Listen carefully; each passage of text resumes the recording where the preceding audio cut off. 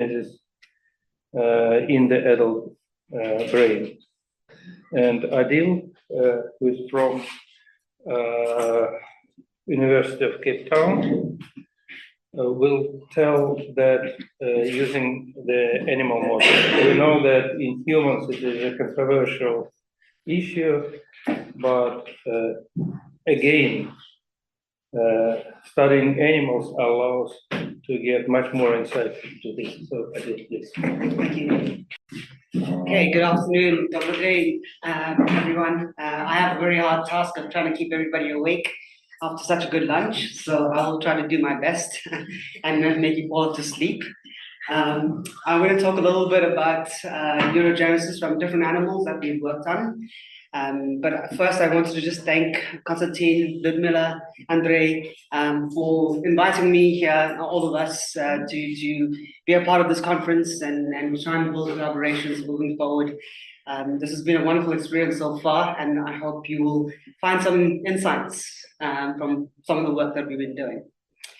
But before we get into actually any work, I wanted to just talk about a little bit about adult neurogenesis, neurogenesis in general, adult neurogenesis.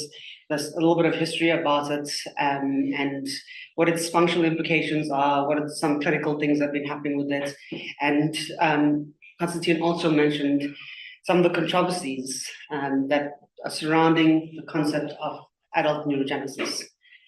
So, and we all know that in the late 1800s that the concept of the neuron was introduced, and it created a lot of interest in neuroscience about how the brain functions, the functional units of the brain.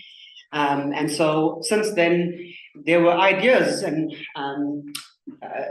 there were things that were mentioned about could neurons regenerate themselves? And people thought that, well, no, the school of thought was that's not possible to do that. And in the 1960s was really when the idea of neurogenesis started gaining a lot of traction. And people talked about it, and there were some fundamental experiments that were done that started to show and give evidence for this concept of neurogenesis. That continued for a number of years, and in the late 90s was when it became very established that there is this mechanism of neurogenesis. Now, neurogenesis exists across different things, and it's quite well established in the rat and mice model. Lots of experiments have been done that and using those models to understand this concept of neurogenesis. And you do find that, of course, in the developing brain, that's a very important feature of how the neurons generate, where they generate, how they move, and how they form the different layers in various parts of the brain and the different parcellations that we see in the neuroanatomy of the brain itself. But really what I wanted to focus on here is limited down a little bit, because that's quite a broad topic to actually speak about in 20 minutes. I really wanted to just focus on the concept of adult neurogenesis. And what do we know about adult neurogenesis is that, I put in the definition of just regenerating, forming new neurons as a definition. But in the adult brain, there are two major regions in which has been recognized as the sites of neurogenesis. These are the hippocampal dentate gyrus, particularly subgranular layer of the dentate gyrus, and the subventricular zone. Okay, so for this particular talk, I put a little image in there, but I will focus the talk on the hippocampus, the dentate gyrus, and the subgranular zone of the dentate gyrus. Of course, from the ventricular zone, many of you already probably know that there's a rostral migratory stream that moves towards the olfactory bulb. And that's quite well established, and there have been lots of experiments that have been done in terms of models and trying to understand what that means and how it actually functions. Similarly, with the hippocampus and the rat models and the mice models, you do find a similar type of interest and model work that is going on with that. And really the idea is to try and establish what are the functional implications of it. What does it mean to have neurogenesis in the hippocampus, the dentate gyrus, what does it mean in terms of its functional value, in terms of how do we understand its contribution to cognitive processes, how do we understand its contribution to learning and memory, how do we understand its potential neuroprotective implications, and more recently, what has been proposed about the function of these cells is something known as pattern separation. So pattern separation is a well-established concept in terms of learning and memory. And it seems as though the cells in the dentate gyrus of the hippocampus are involved with this concept of pattern separation. Okay. Clinically, people have been trying to do the models, and a lot of model work are showing the effect of drugs and how it contributes towards adult neurogenesis. For an example, metformin, which is a drug that is often used with diabetics or prescribed to diabetics. The rat models show that there's an increase in the rate of neurogenesis when you prescribed metformin. These are old rat and mice models, though. And the reason why I'm mentioning that, obviously, is we're all interested in trying to understand the human brain. But neurogenesis in the adult human brain is, like Constantine very rightly pointed, a very controversial topic. It's controversial for a number of reasons. It's not so much that it isn't established that there is neurogenesis. There are lots of studies that do show that and have immunohistochemically identified neurogenic cells in the subgranular zone of the dentate gyrus. But where it becomes very controversial is what are the implications of that? What does it mean in terms of human cognitive capacity? How do we use that information? But recently, and the debate that's going on is it actually neurogenesis? Or is this actually adult neurogenesis? Or is this something that's happened much earlier and you're picking it up in the adult stage? So that idea of, and the concerns I put it as, is, and the controversy is important as context for where we're trying to go, especially when you're trying to do model work and infer information or translate information about the human condition, where it may not always be easy to do these kind of studies. Okay, so the work that we've been doing, or have done rather, is trying to look at various animal models, or different animals rather, mammalians particularly. And what we wanted to understand was, because the hippocampus is so intricately involved with the concept of adult neurogenesis, what is the relationship of the hippocampus to the brain itself? Does a relationship exist across different mammals? How do we understand that? And in addition to that, what we wanted to investigate was another limbic structure, the amygdala. In a similar way, what is the size of the amygdala? How does it relate to brain size? And what can we infer from that relationship of the amygdala and brain size? And lastly, what I will show in some of the slides is, what is the evidence for the presence of neurogenesis, adult neurogenesis, across different mammals? Big brain, small brain, different vertebrates, mammalian orders. What can we take from that? What do we understand about? What is the evidence for it? Okay. We looked at 71 different species. Some of them had already been done, but we prefer to use the immunohistochemical marker called double cotin, DCX. And the DCX marks, there are 5 stages of the neurogenesis pathway. And DCX marks the cells in stage 2 and stage 3. So they are immature neurons. Before they develop the axons, before they develop the dendrites, and before they've migrated. Okay. So if you look at the earlier studies of neurogenesis, a lot of people use BRDU, as a marker, which is the earlier stage at the post-mitotic stage of the cells. Okay, so we wanted to go a little bit further to see if it's really quite established as an immature neuron and see what that looks like across different mammals. So first, if you look, and the graph here shows about 365 or more different mammal species. And if you remember the previous slide, we were trying to establish what is the relationship between the hippocampus and the brain itself. And these graphs try to illustrate that relationship. Both then here, the first one being what's the relationship of the hippocampal volume to brain volume.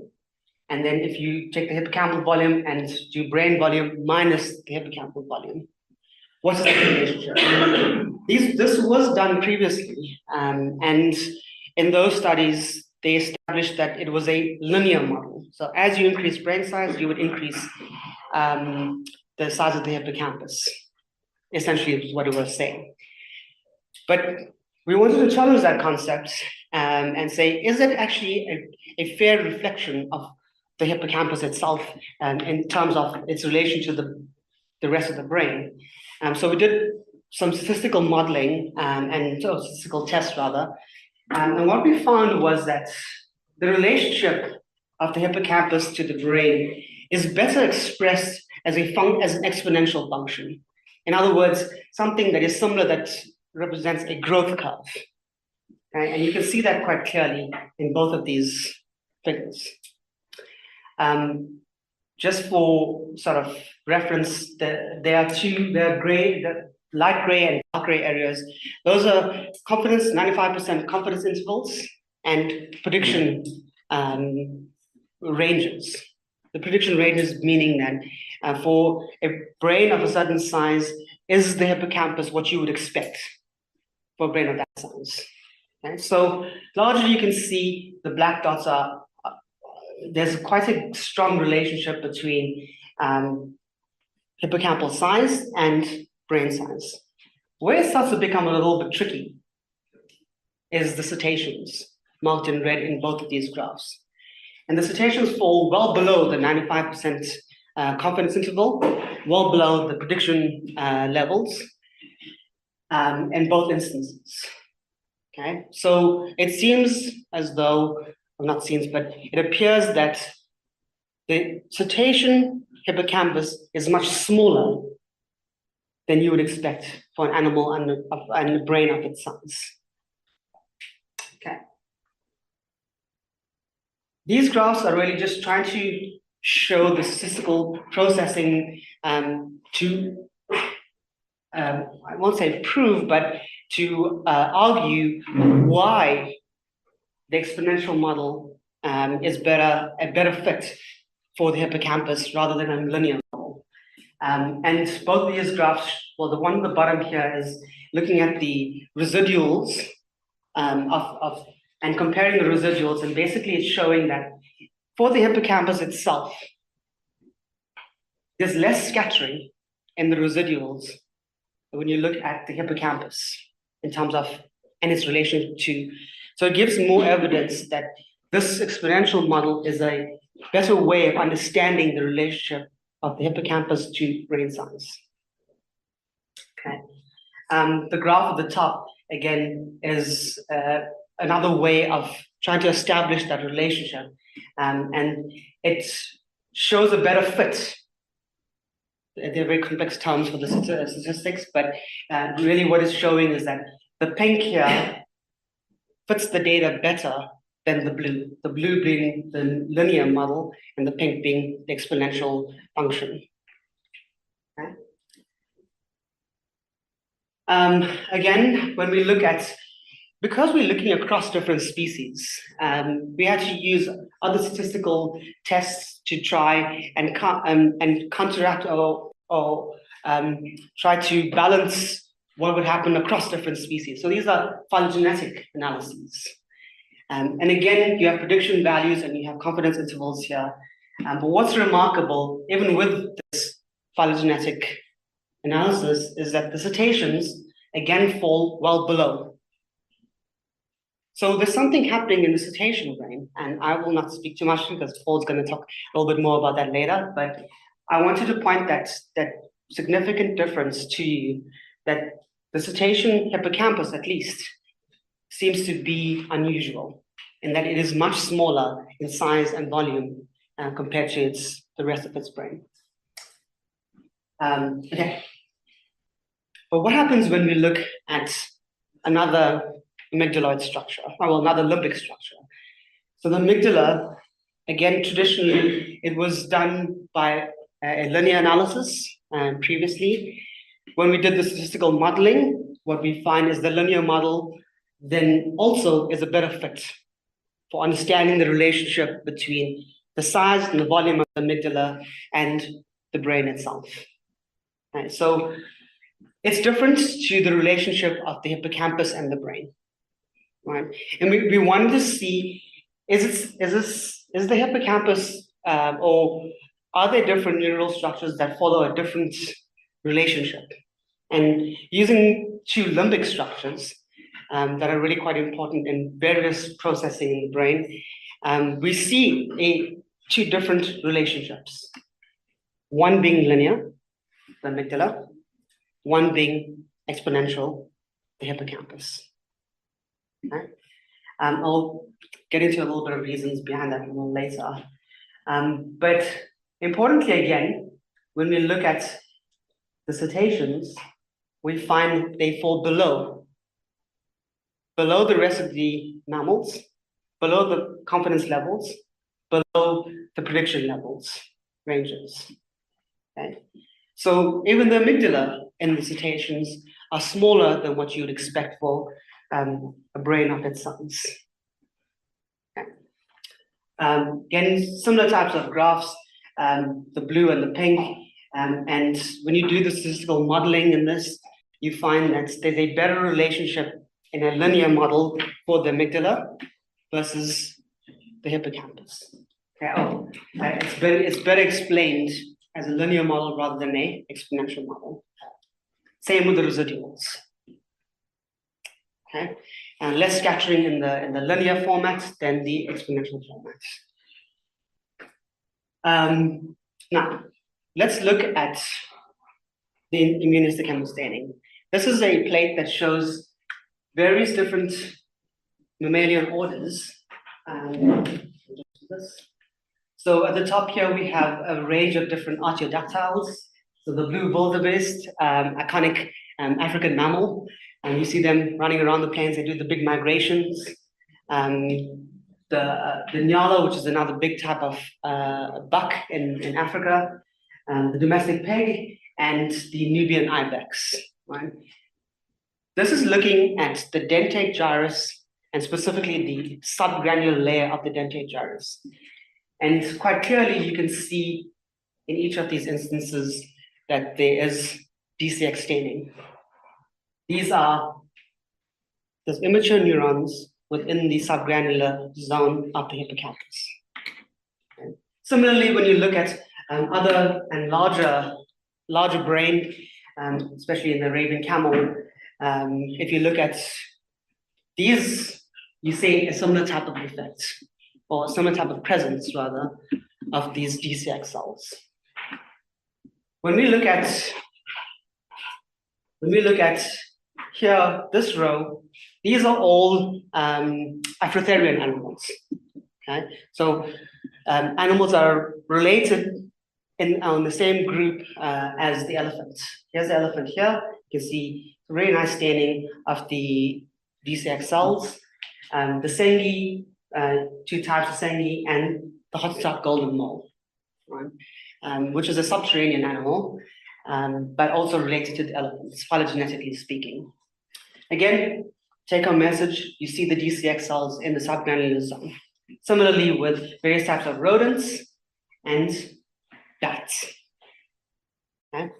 So what this is trying to show is that there is a commonality in the type of staining that we are seeing across different mammals, at least from the 71 animals that were stained for double cortin. So there's a distinct presence of double cortin labeled cells, immature neurons, in the subgranular zone of the dentate gyrus and the hippocampus. To me, elephant looks more like a, let's say, round-leaf bat than a mole. It does, yes. You mean in terms of the axons? Not axons, the density of DCX cells. Right. In these ones, we didn't do we didn't count all the granular cells and look at the DCX staining versus the granular cells. There was, in a previous study that we did with bats, just for the bats themselves, we did look at that analysis in different environments, right? In different, so I think there was a forest environment, there was a desert environment, and there was a captive environment. We were trying to understand how those environments might influence the presence of DCX in the hippocampus. But yes, we didn't quite do that analysis, the density analysis for these animals. So I think it might look similar immunohistochemically, but when you look at it in terms of a ratio to, there might be subtle differences between different species.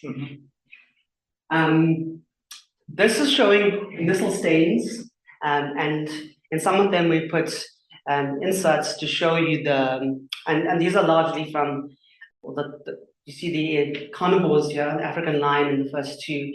That's the nissil. Here we have a low power image of the dentate gyrus, and then as a much more high powered image showing the DCX cells in the subgranular zone. The first seal, similar type of thing. You can see the cells, the DCX cells. And then we looked at the ruber hippocampus, the hippopotamus, the manatee, and another type of seal. So there's a difference in the grouping of the seals. There's the otariids, and the phocads, the phocads. And so what they call the eared seals and the true seals. So the northern first seal is an example of an otariid and an eared seal, and the harp seal is an example of the phocads, which don't have the ear sticking out, the pinna sticking out. They are quite close to the skull itself, the auditory canals. So similarly here you can see the nissil stains, each of these, and then the inserts show the DCX staining for each of those. The situation does change a little bit when we look at the cetaceans. So here we see the nissil stain of the harbor porpoise, and here we see that, this is not the dentate gyrus, but we see a lack of DCX representation in the harbor porpoise brain. I put in here PIR, which is the piriform cortex, and we wanted to see, was this something that was because of the tissue itself, or do you find, so it was a control in a way. And because we did find the DCX staining in the piriform cortex, it made us more confident that having a lack of them, what we were seeing in the dentate gyrus meant that these double cortin and these immature neurons were not present in the dentate gyrus of the harbor porpoise. Similarly, we see a similar situation with the minke whale. Okay. Again, this is the piriform cortex. You can see beautiful DCX cells in there, but nothing when you look at the dentate gyrus. Okay. So this started to show us then that the cetaceans seem very unusual in terms of the size of the hippocampus, the size of the amygdala, and the presence of, or the lack of double cortin cells in the hippocampus. There are three very distinct things and very consistent with the cetaceans compared to all other mammals. So what do we understand by all of this? Firstly, with hippocampal scaling, it's from the work that we've done, we scientists see that this appears to be only one region of the brain that scales non-linearly, and that being the hippocampus. Why might that be possible? Why would the hippocampus follow a different type of scaling law? Well, if you're adding more cells to the hippocampus, it's going to change its relationship. It's not just about adding the cells, it's about considering the axons, the dendrites, other things that are associated with the cell that comes about afterwards. So that relationship will naturally change. So it is important to know that it seems as though this is the only region that scales non-linearly, the hippocampus. Adult neurogenesis in the hippocampus. It's a common trait across a lot of the mammals we looked at. That plate that I showed you earlier did show that quite clearly. And the cetaceans are the exception. But it seems as though this then indicates that there's a common function for these dentates, these cells in the hippocampus, and it might be involved in that pattern separation and memory resolution that I talked about a little bit earlier. Okay, but what does the differences in the cetaceans mean? What do we understand? Why are the cetaceans different? If you look at how the cetacean, from the time it's born and how their brain develops, one thing that is absolutely remarkable in their behavior is the lack of sleep in the first month of when they are born. That lack of sleep, combined with, as they get older, what we start to see when we do sleep studies, is that these animals appear to not have the REM sleep, which is a very important component of the sleep cycle. Cetaceans appear to lack this important part. If they do, it's very minimal, and no one's been able to really identify it to this date. Right, so these, and combine that with living in an aquatic environment, seem to have influenced how the hippocampus is developed, and seems to have influenced the presence of these neurogenesis cells in the hippocampus. Right? But what does it mean that they don't have neurogenesis? What could it possibly mean in terms of understanding cognitive capacities, which is something that these cells are often associated with from a lot of model work? If you look at, there are 3 different examples here, 3 different behavioral tests. And how does the cetacean compare, or what do they score in each of these tests? Firstly, the permanence task. The permanence task test is largely involved with spatial memory, understanding spatial memory. Cetaceans only reach stage 4 of that, whereas most other mammals, and indeed some of the songbirds, consistently reach stage 5 and 6. And stage 6 also includes the apes. So they're underperforming in spatial memory tests. If you look at language comprehension tests, it takes roughly 4 years to do a language comprehension test with a dolphin, whereas the same type of tests can be achieved in 2 years with a sea lion. And if you look at the spatial maze task, when cetaceans are exposed to this, they consistently fail on this task. And the spatial maze task is all about illicit memory. So it seems as though the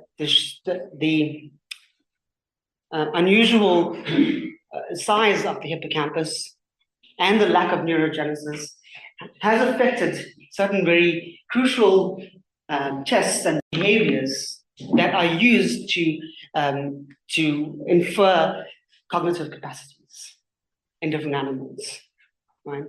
And it would seem then that the cognitive capacity, based on all of this, is not what one would expect, or maybe one that has been proposed for cetaceans themselves. Okay. So I will leave it at that point, and I just wanted to say, spasiba. Thank you very much.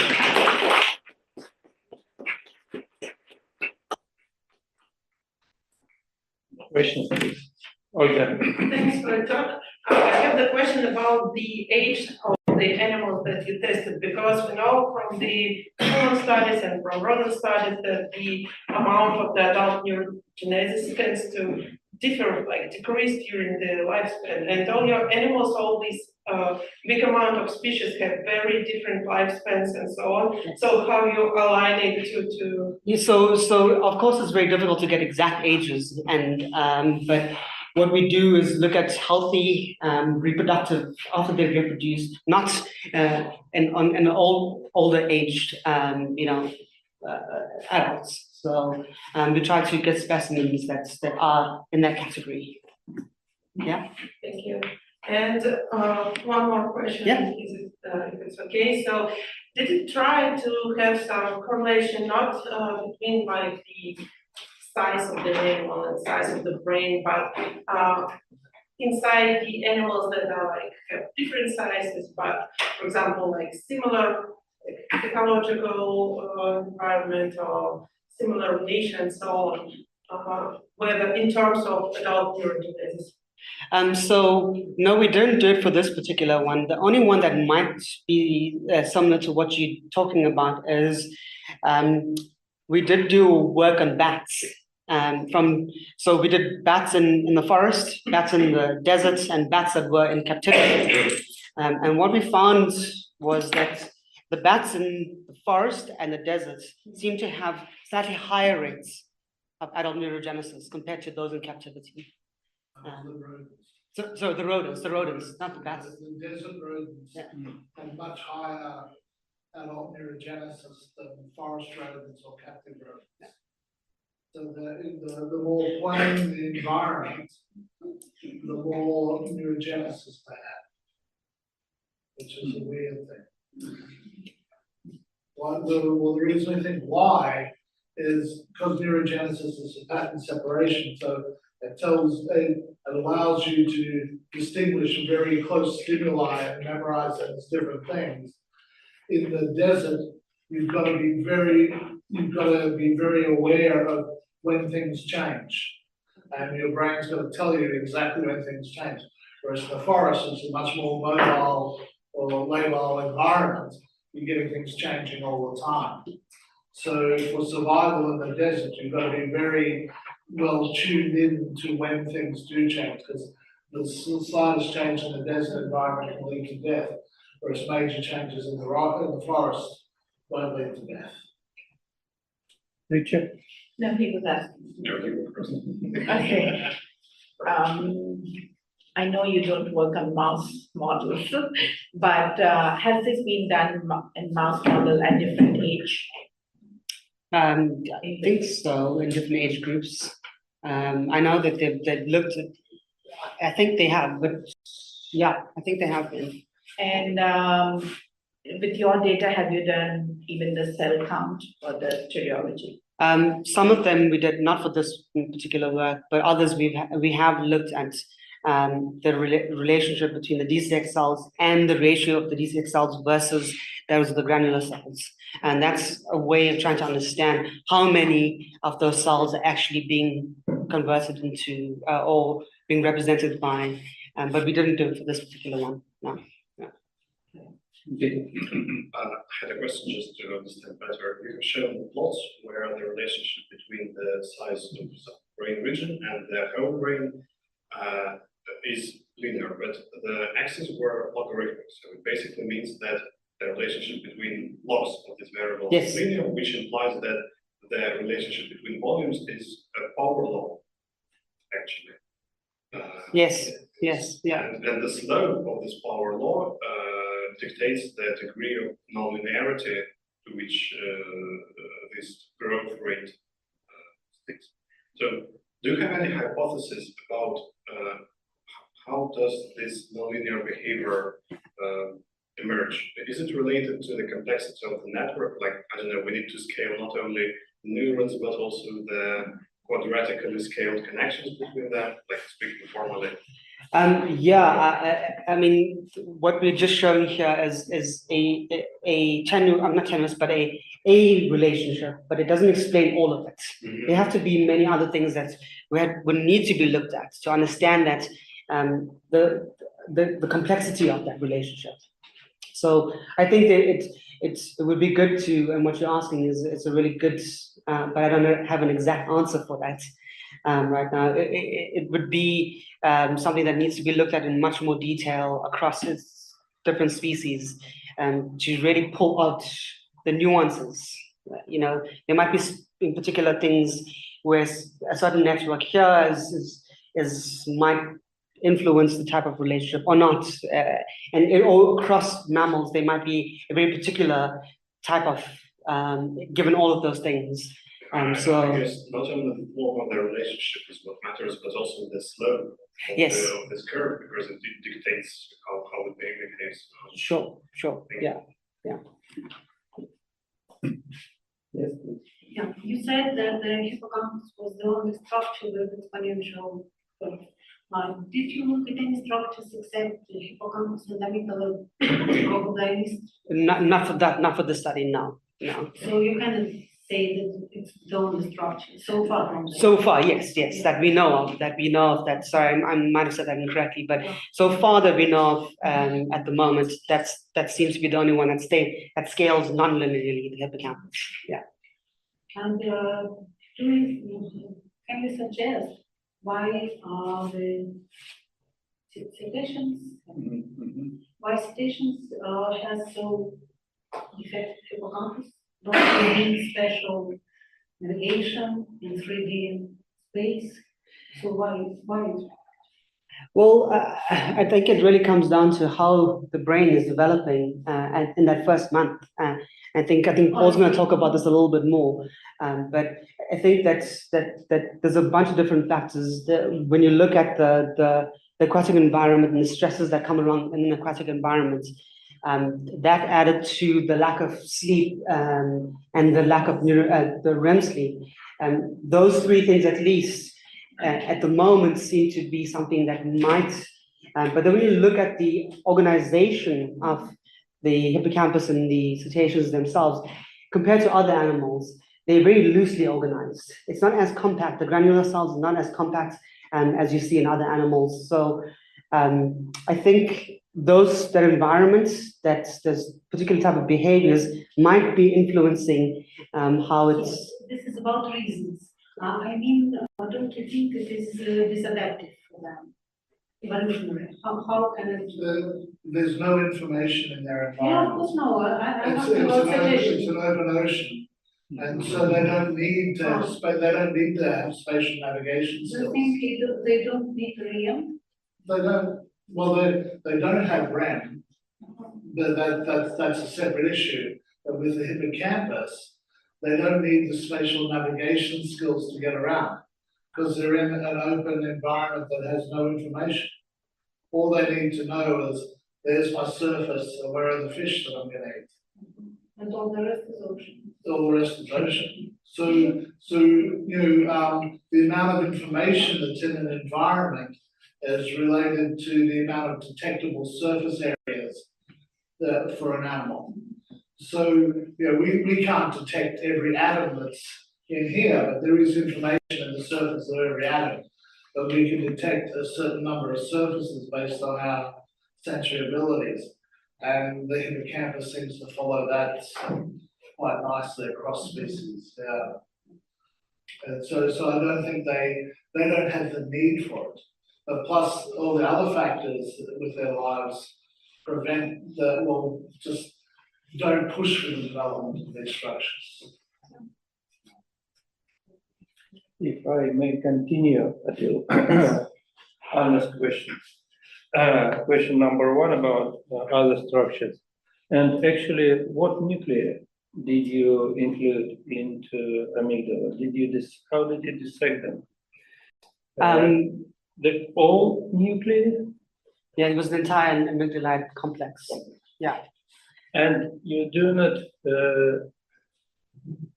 think that it is important that these nuclei may be of a different phylogenetic origin and might vary between the species? Well, yes, but in terms of what we're seeing here, well, I think here we have to just take it in the sense that we looked at the entire complex.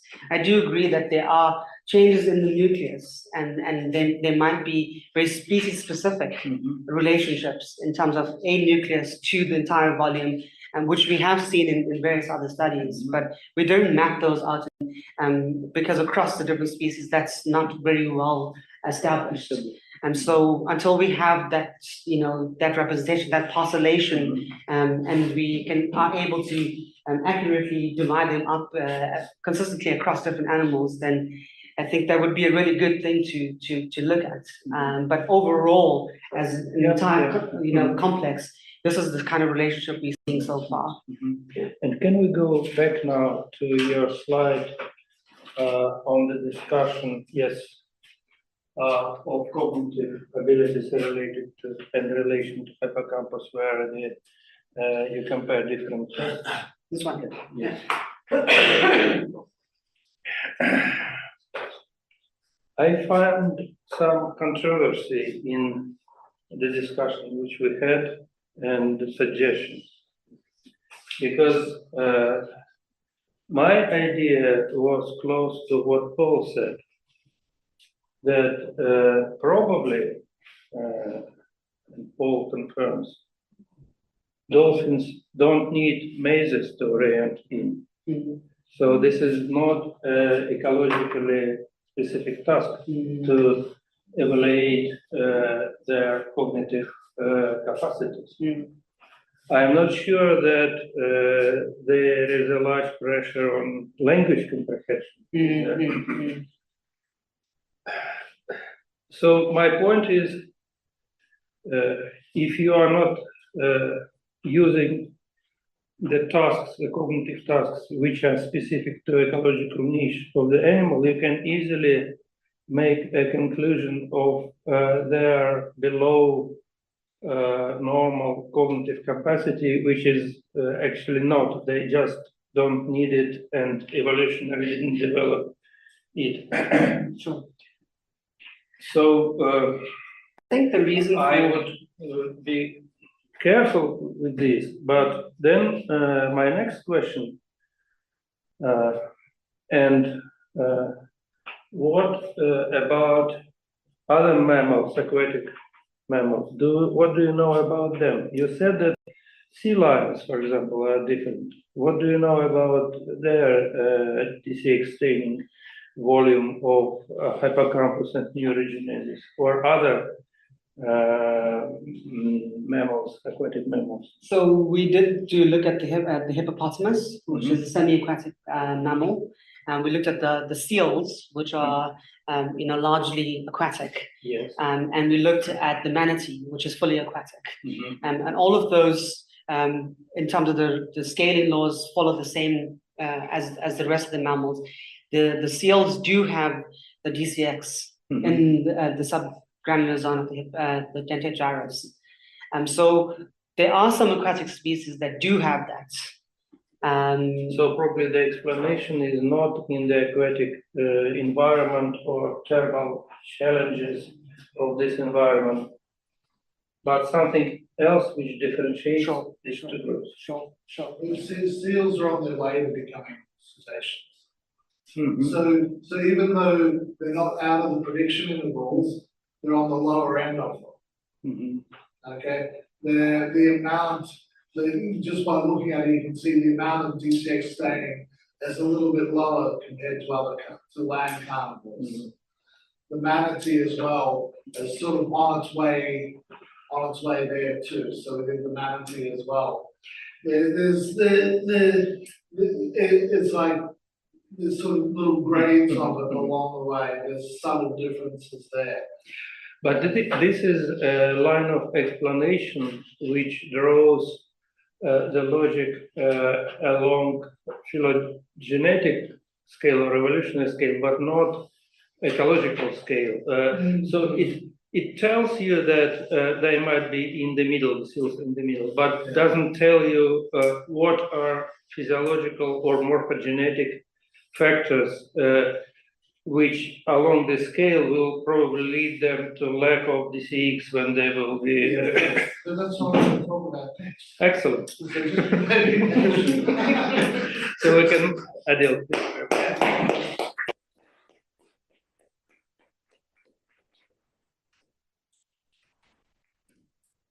now I'll answer your question.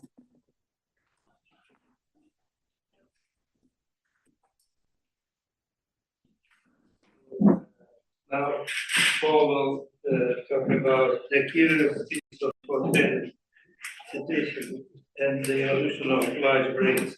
I had difficulties in translating what had it. This metaphor into Russian when I was making a program. I had to go into different meanings of had it in English. This is the literal translation. Yeah.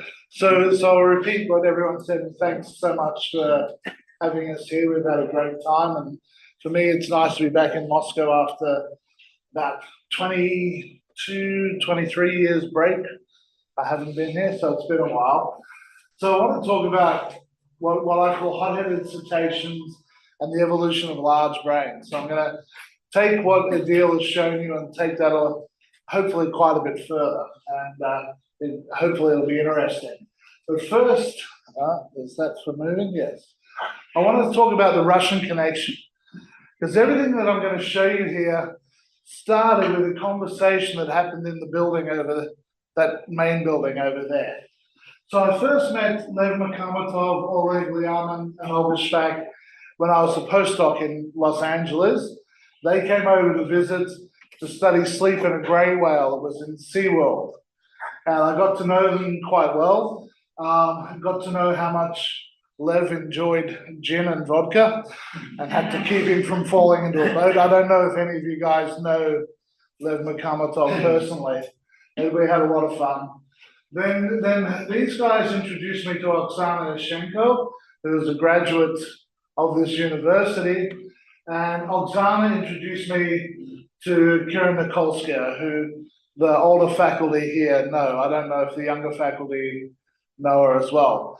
But I got to spend an afternoon with Kira and Oksana talking about her work. And Kira spent a lot of time explaining to me what behavior is about, what the study of behavior is about. And for me, at that time, I really just focused on the brain.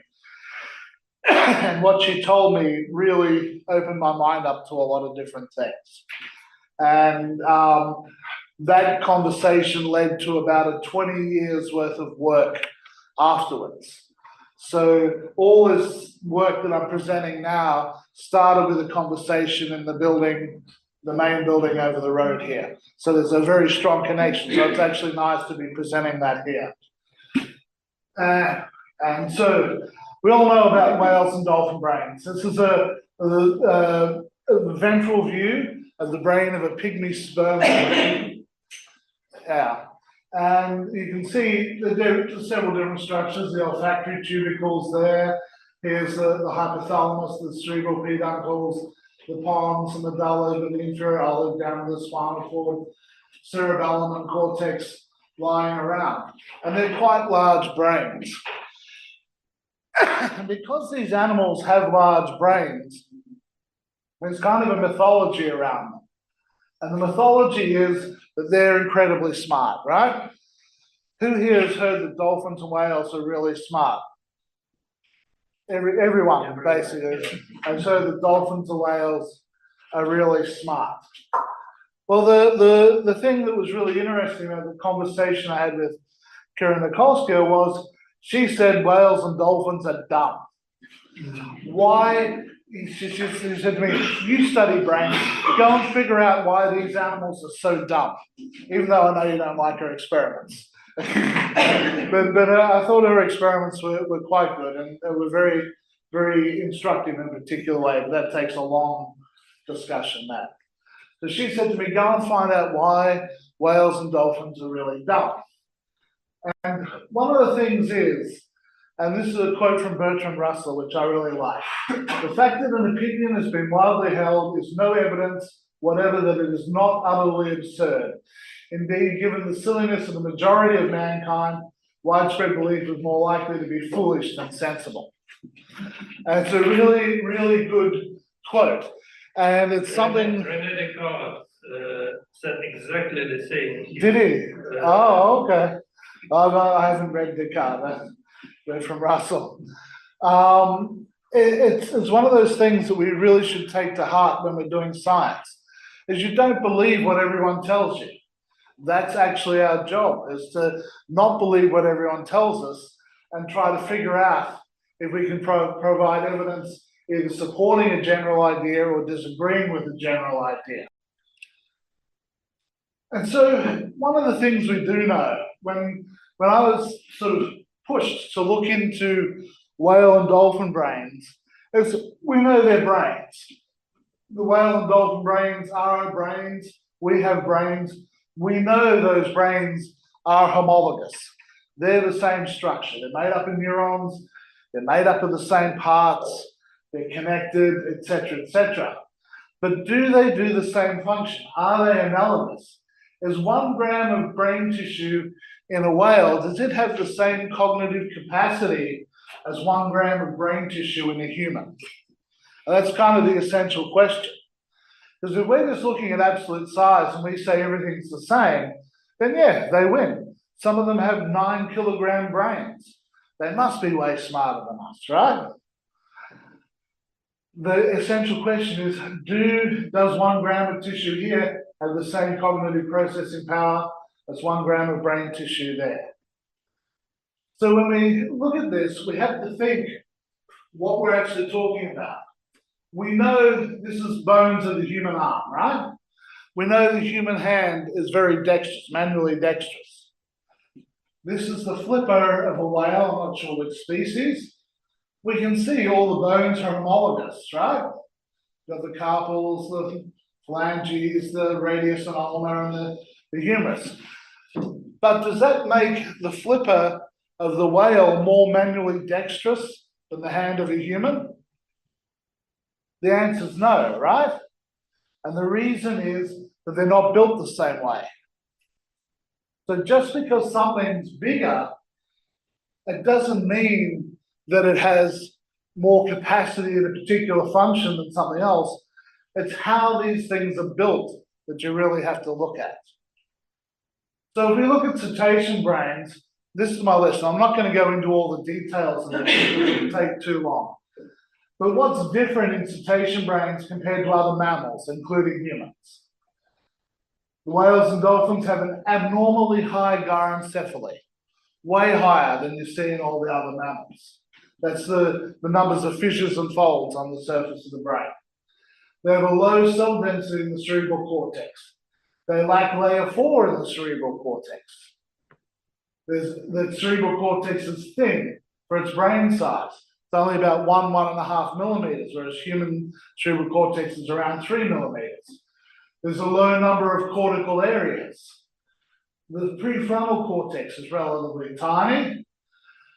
The overall amount of cortex compared to the brain only makes up about 40% of the brain in whales and dolphins, whereas it's about 80% of the brain in humans. The elements of the neuropil, the balance of myelin, dendrites, axons, glia, and interstitial space, is all out of whack compared to humans and compared to all other mammals. There's a lot more myelin, there's a lot more glia in there. So there's less dendrites and there's less axons. All the neurons have a low dendritic complexity. We've talked about the hippocampus and lacking out on hippocampal neurogenesis, and they have a relatively small limbic system. Not only the amygdala, but the anterior nuclei, the thalamus, and the cingulate cortex, they're all quite small in the whales and dolphins. You add all this up together, and you say, is this brain really equivalent to what we see in a primate brain? And the answer is no. So these guys aren't so bright because their brains are built in a very different way. Then the question is, why do they have such large, metabolically expensive brains? So brains are very, very expensive to run. In humans, I think they take about 20% of our energy input to run our brains. These guys have larger brains, they're going to take a similar amount of their energy input.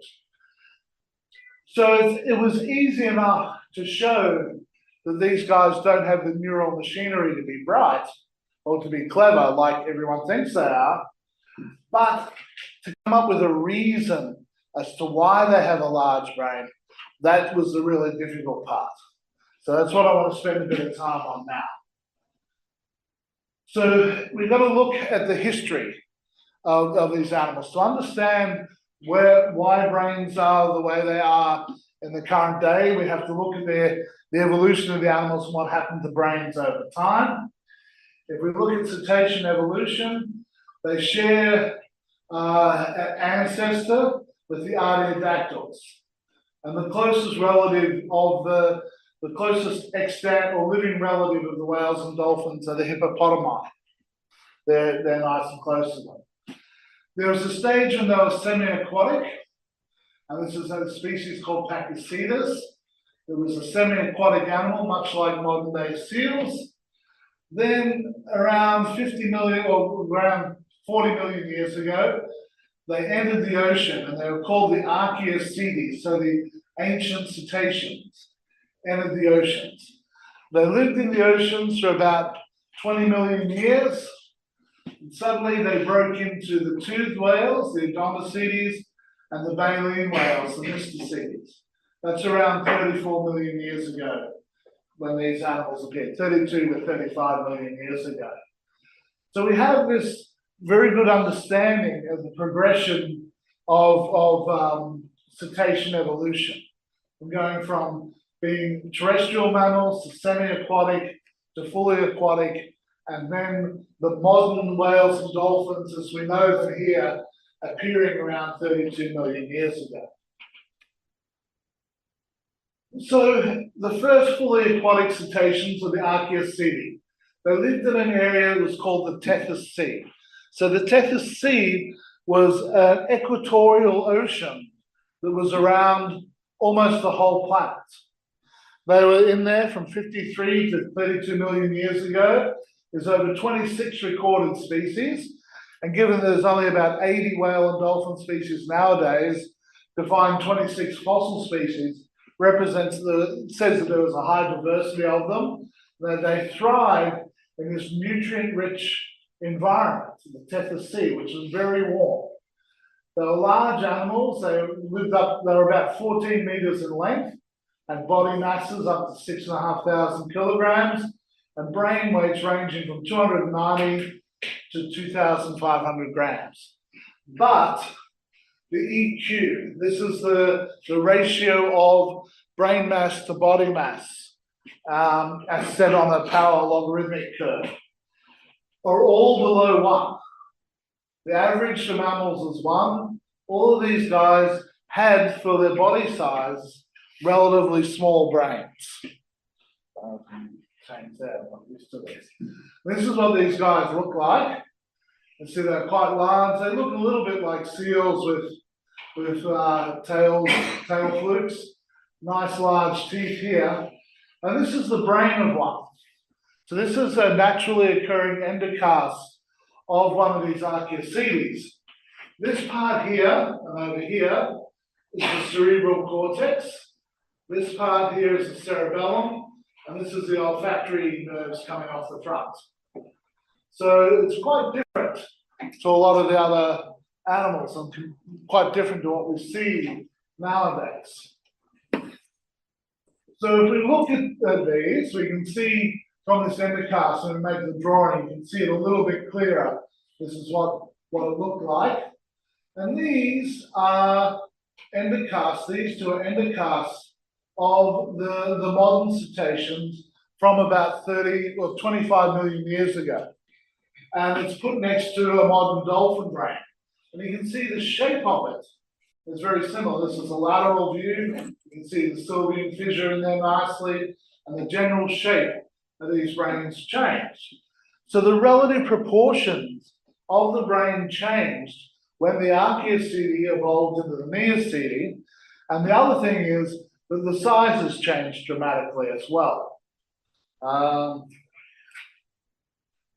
So if we look at the relative size across history with the ungulates or the artiodactyls, we get steady, slow increases in relative brain size for the cetaceans who go from the Archaeocete, boom, suddenly all the way up into the range of the modern whales and dolphins. There was a huge jump at this time between the Archaeocete and the Miocene, so the Oligocene cetaceans. So I just want to go back to that, this one. So it's at this point here that the brains became really, really large, not only in absolute size, but in relative size as well. So that point really represents where things changed in the history of cetacean brain evolution. So we know there's a dramatic increase in the relative size and proportion of the brain, and that's been followed by stasis. Things haven't changed since then. It's been basically the same. There was a change in the scaling relationship between brain and body mass. There was a loss of the previously warm, nutrient-rich Tethys Sea, because India crashed into Asia, Africa and Europe came close together, Southeast Asia and the Australian continent came close together, and North and South America fused together as well. So the whole Tethys Sea disappeared. So the animals lost their environment and they had to move into the open oceans, and global oceanic temperatures dropped dramatically right at this time. Because with the closure of these oceans, there was a change in the way all the water moved around the planet. And global oceanic temperatures cooled down. And we can see from a chart here, I think these guys died off around here, but some people claim they went a little bit further. That's why the yellow goes. But you can see the deep ocean temperature right at this time. It's a major drop in the ocean temperature.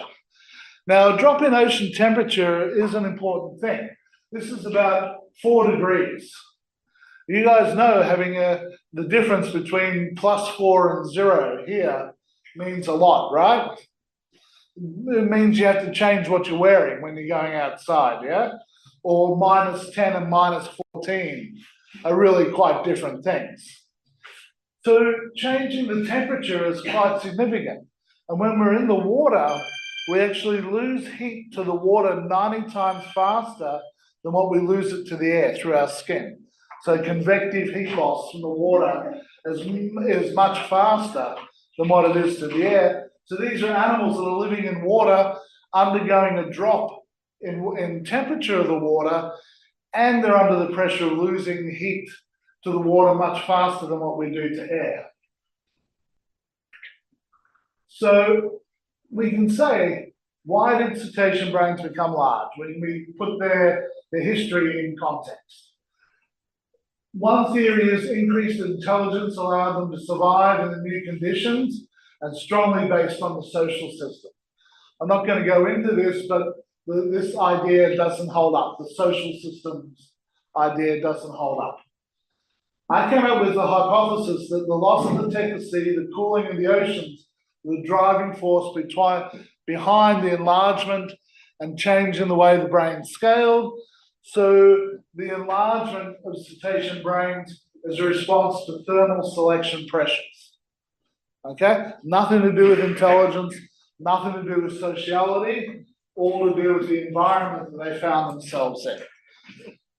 So when I came up with that idea, the answer was prove it. Okay, I got that a lot from a lot of different people. You're talking rubbish. You don't know what you're talking about. Prove it. So I spent time doing that. The first thing I did was I looked at where modern cetaceans were living. If you look at oceanic temperatures, this is a rough average of oceanic temperatures, with red being warmer going down to the light blue cooler. Now, if we look at different species, their ranges matches very nicely, even to the point of following these little swells in temperature up the west coasts of different continents. really quite nice. This species, Globicephalus mealis, has a northern and a southern subspecies. Both of them are in very nice registration. So across a lot of species, this is just 2 examples out of about 15 or 20 that I have, that shows that the range of water temperatures they live in is really restricted and related to temperature. If we take that a little bit further, we look at the relative size of the brain. This is the encephalization quotient, and we plot that against the range of temperature that in the water that they live in, and it fits together very, very nicely. We have a very high correlation that's occurring between relative brain size and the range of water temperature they live in. So now we've got not only their bodies are living in these ranges of temperatures, but their brains fit this as well. So that's kind of it was a nice moving on from there. The one thing that we don't know a lot about, and that might be really relevant clinically, is that the brain produces its own heat independent of the body. Okay? The brain does it itself. This is a drawing that I redrew from an experiment that was done, I think, in the 1980s by a Hungarian guy, where he took a rabbit and he had a thermometer in its belly and a thermometer in its brain, and he buried it up to its neck in ice. And he recorded brain temperature and body temperature over time. And we see that over time, and this time scale is about half an hour to 45 minutes. The body temperature just kept dropping. The brain temperature stayed the same. So the brain is producing heat independently of the body. It does it itself. And that's a really interesting fact that a lot of people don't know. But it's very important in this sense. I'm going to try to prove that. So if the brain is producing heat on its own, it's not doing it by muscular contraction, right? It's got to be doing it by non-shivering thermogenesis.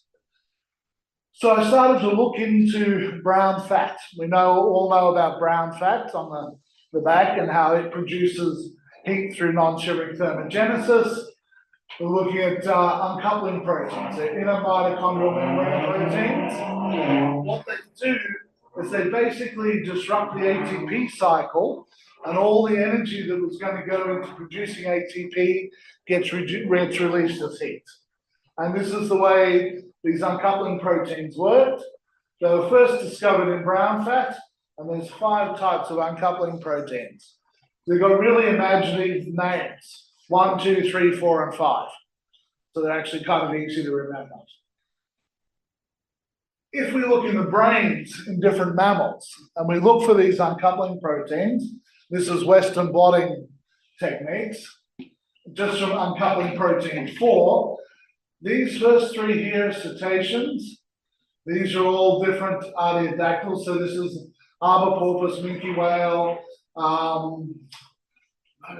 Megatron angelica, I forget now. It's one of the big whales, wildebeest, kudu, Damaliscus is a black spot, pig, camel, goat, no, it's not goat, it's the sand gazelle, and the cetaceans here, some more artiodactyls, and then the lab rat right on the end. We see all these mammals have uncoupling proteins in the brain. We can show it with Western blotting. It's quite neat. And so all brains in mammals are heat producers. Then we wanted to look at where were these proteins in the different mammal brains.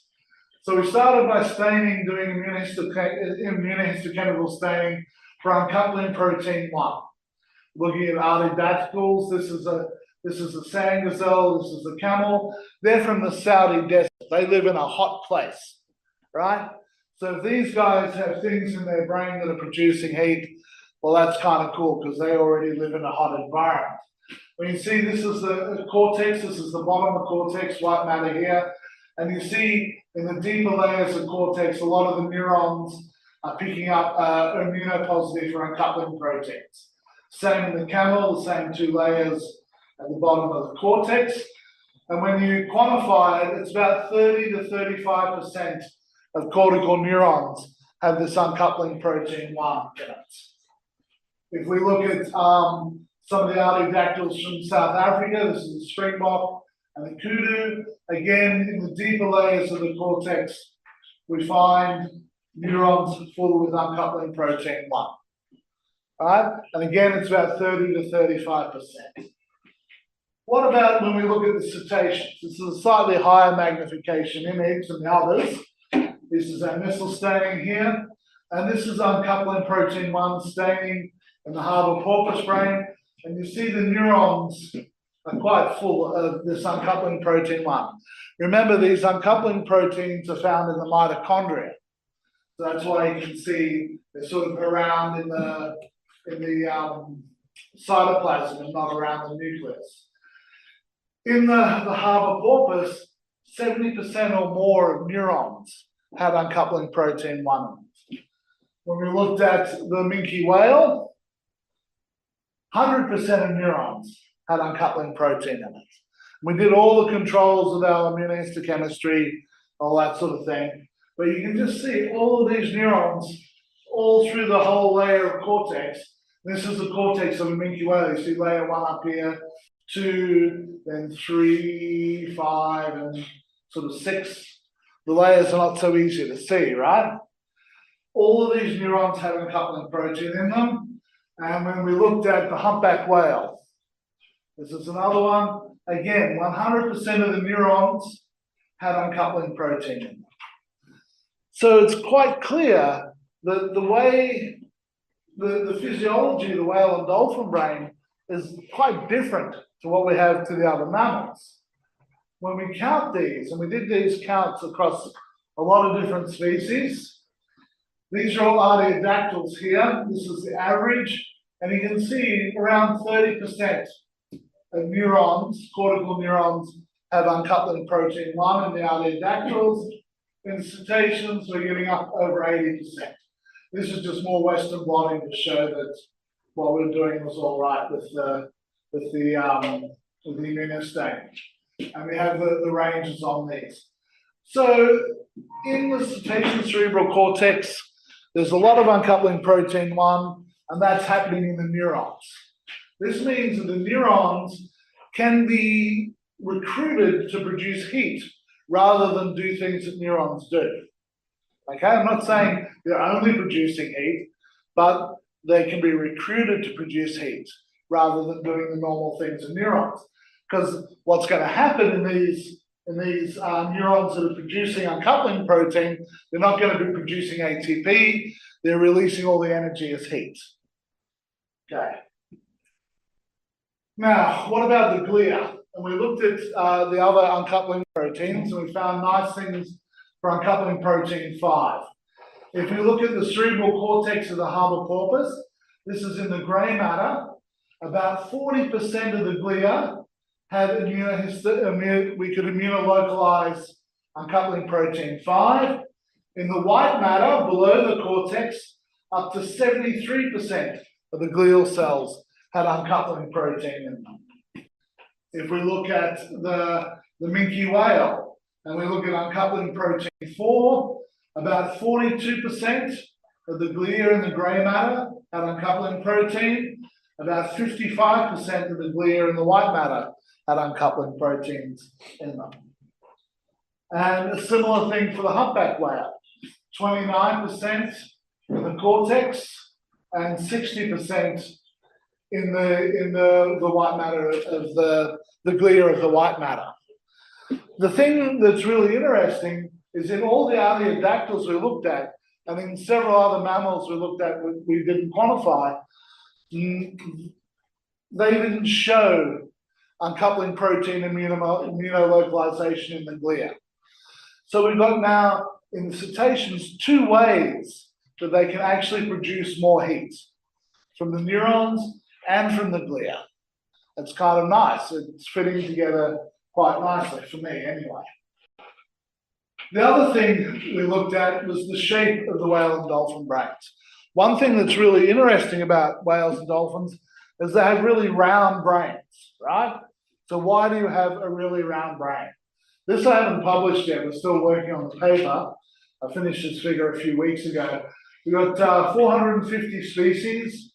We put them through a CT scan, measured the endocranial volume, the skulls of these species, measured the endocranial volume and endocranial surface area, and assumed they were proxies for the surface of the brain and the volume of the brain. They're close enough. What we notice is if we go from brains that are quite tubular in shape in the blue to brains that are quite spherical in shape in the red, you see the cetaceans come out there, especially the modern cetaceans. The Archaeoceti, the ancient cetaceans, have a sort of standard kind of mammal-shaped brain, that's the green. But, and so do all the other artiodactyls around them. The primates are an unusual story, that's something unusual as well. Humans have very globular shaped brains as well. The reason that you go for this is that if you're putting energy into heating up your brain, you want to slow down the loss of that energy. So if you make your brain more spherical, you lower the surface area and you lose less heat to the water or less heat to the environment. So it kind of makes sense in that way. That's just a plot showing, just a whisker plot, box and whisker plot showing the same information. So what can we say about cetacean brain evolution? The brain became large and reorganized with the appearance of the Neoceti. We know that. Coincides with a major drop in oceanic temperatures, and that's likely to be the selection pressure. The distribution of modern cetaceans match ocean temperatures. Relative brain size matches the range of water temperatures in which they live. Not absolute temperatures, but the ranges. And the physiology and anatomy of the extant species, the way they sleep, the shape of their bodies, the thyroid hormones, all indicate responses to thermal pressure. One of the interesting things that I don't have in this talk, it was recently published that in the blubber around the whales and dolphins, there's actually a thin layer of brown fat that goes through it that has all these uncoupling proteins in it. So it's kind of like they're wearing a little electric blanket around themselves as well. So there's all these things that indicate the temperature is really important to the whales and dolphins. More neurons produce UCP1, so the heat production is amplified. There's glial localization UCP4 and 5. That's a novel heat production mechanism we found in the cetaceans compared to all the other mammals. There's a spherical shape of the brain related to neural thermodynamics. And so we can argue, and I do argue, and I get in a lot of trouble for it, that the brains are large in response to a thermal selection pressure and not for intelligence. Okay? So that's my argument for why they have big brains. Now, why is this kind of important? What about when we start looking at other large-brained animals? Right? If we're looking at humans and elephants, or hominids and extant elephants. This is a plot of body mass against brain mass. It's a logarithmic scale, but the data has not been log transformed, just to save your question. It's not log transformed data, okay? What we see across mammals, you see a very nice regression, a parallel law. But then actually hit about 700 grams, it doesn't matter how much you increase the body mass, the brain mass doesn't get above it.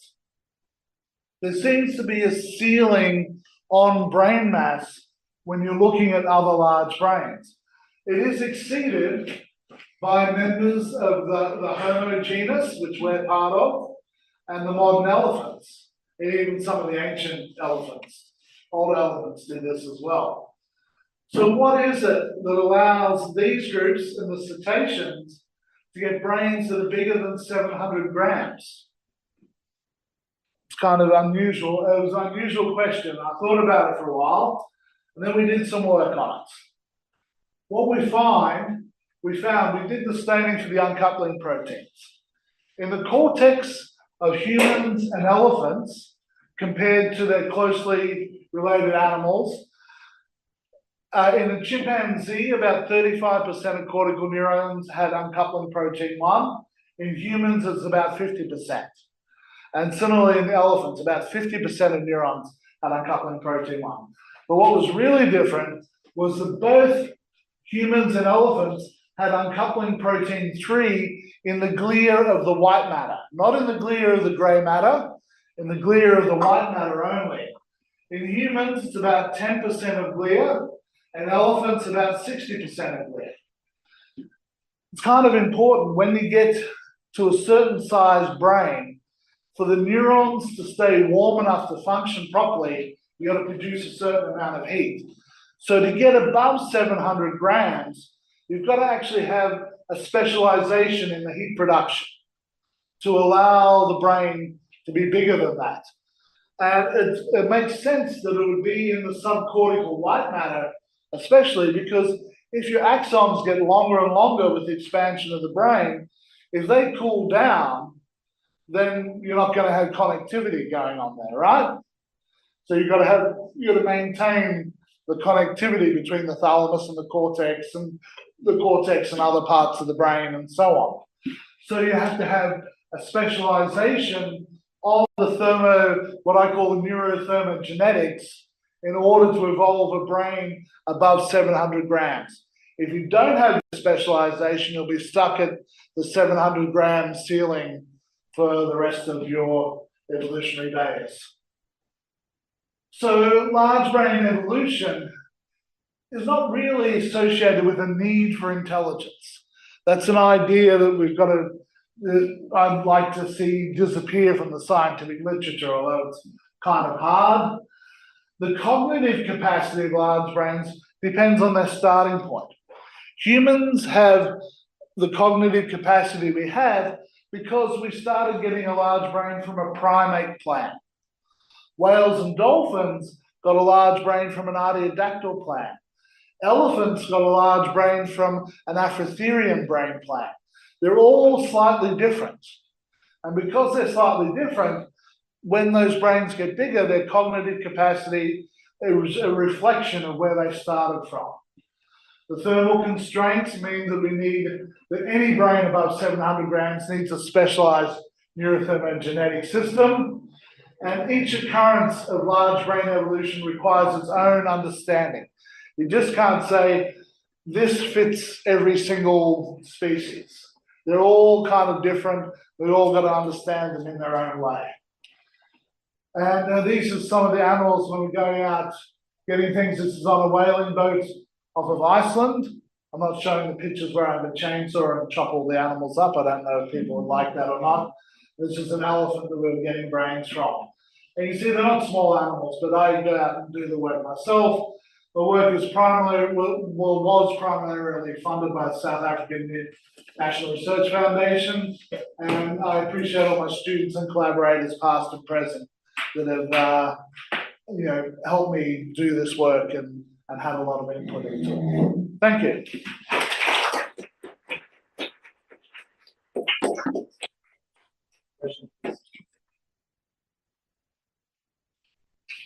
Thank you very much for very interesting talk. I have several questions. Well, if cetaceans don't have hippocampus, their hippocampus is underdeveloped, not enough developed. How do they teach something new? How do they take care of it? Do they teach something? They study. How do they study during their life, learn during their life, and how do they take care of How do they take care of the young? Well, crocodiles with tiny brains take care of the young. You don't need to be trained to take care of the young, right? The kids, and how do they protect themselves from sharks, for example, and how do they communicate.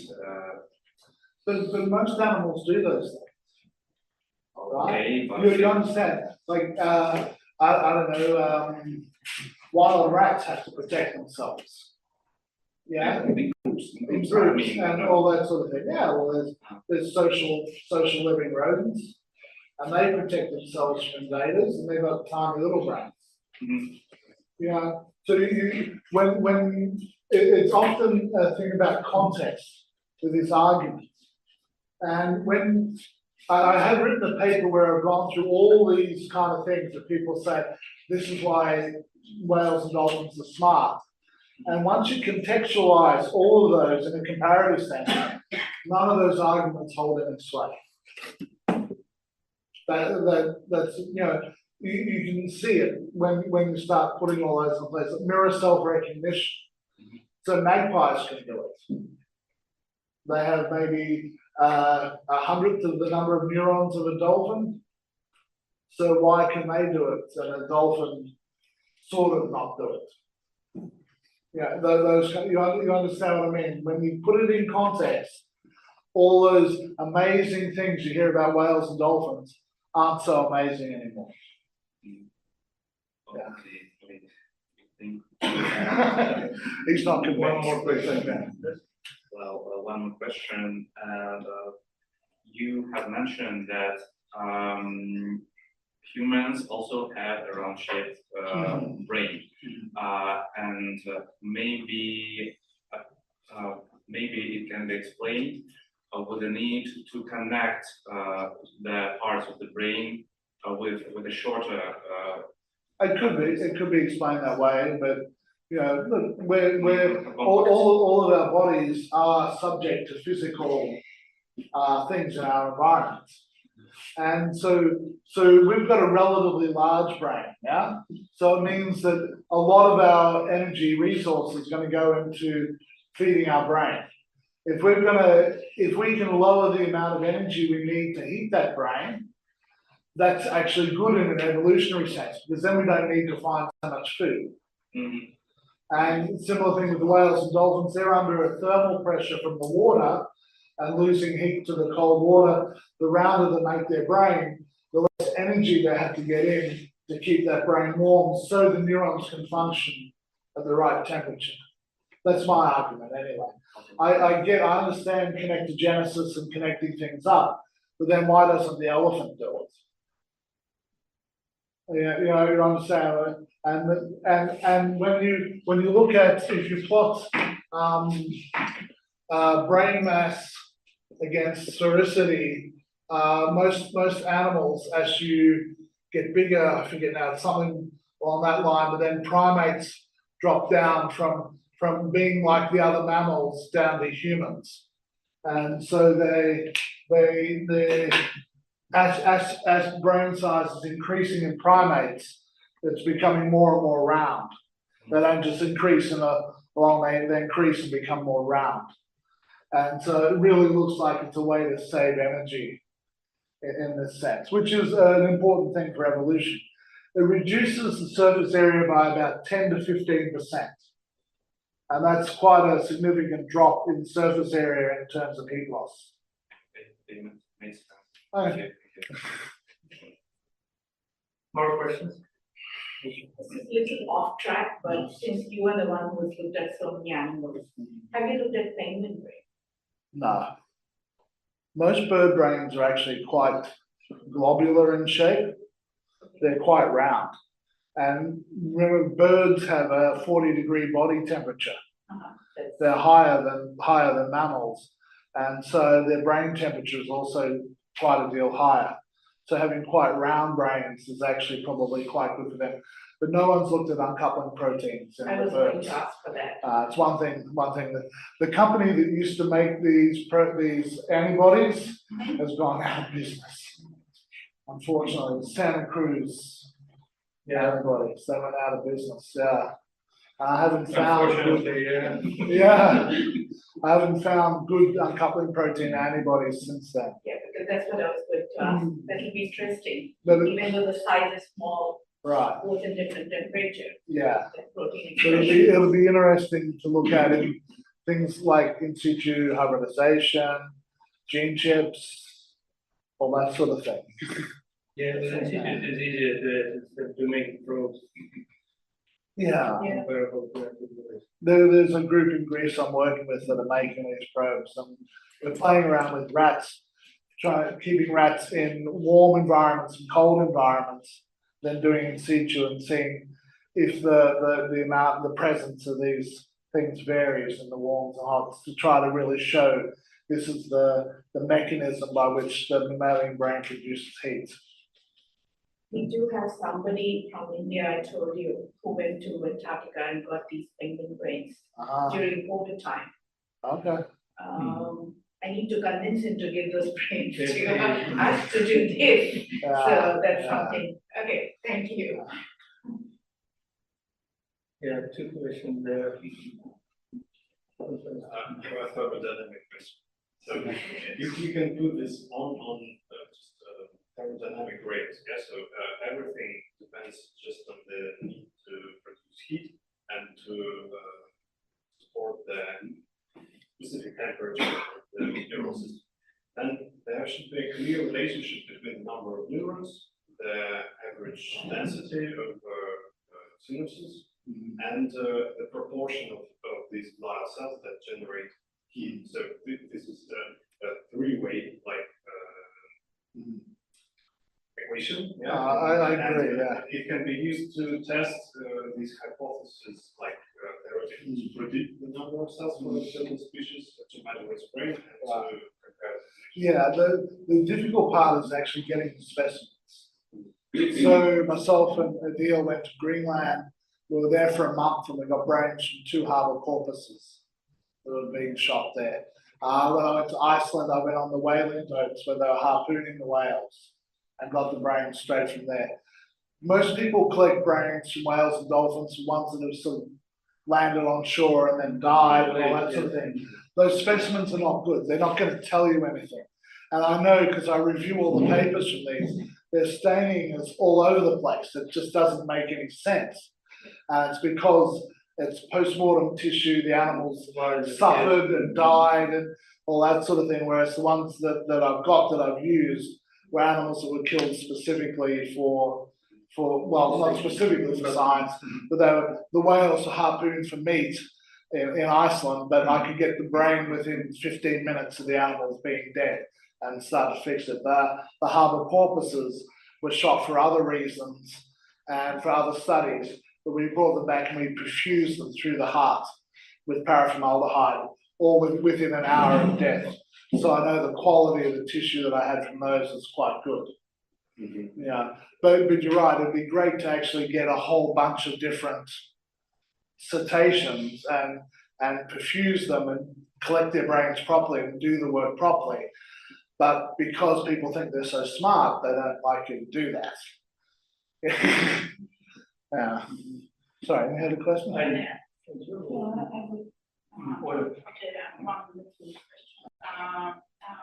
Will we see some significant changes in neurochronology during sleep?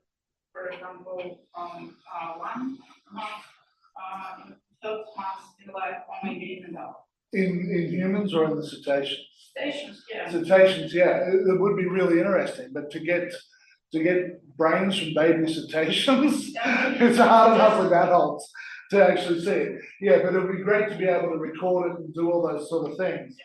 But it's getting the approval to do that work, which is really hard. I think technologically it's quite possible to do, but to have ethical approval and to be allowed to publish it and all that sort of thing, you get into a lot of trouble, especially with the Western-dominated scientific journals. Yeah, yeah. This is a positive feedback system. So the longer you tell people that they're not that smart, the easier you get. Yeah. More questions?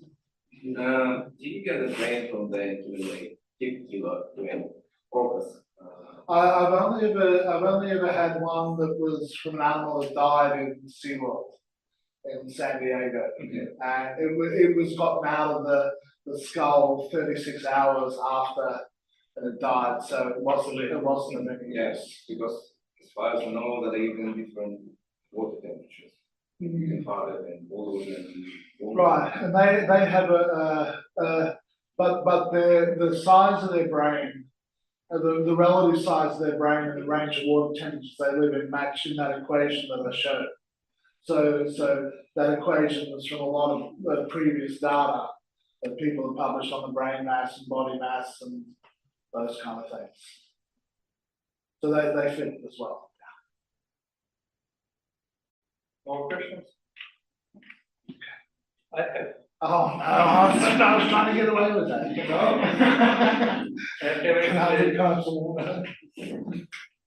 A number of questions and number of problems with that story. No. It's all already published, so. Okay. You haven't heard my question. No, please go ahead. The way you tell your story, the pose your question, and the data you present, is the question why the cetaceans have such large brains. But when you show, and we know it from Adil's data, the relative mass and size of volume of the brain comparable to the body, they're actually below. So it seems to me that the question that you have to ask is why do they have such large bodies? So they are belonging to large bodies animals, and their brain is not large enough to be in the proportion. So that it is below actually. So it is small. In some senses, in some places, yes, in other places, no. Let me show, I've got to go back to,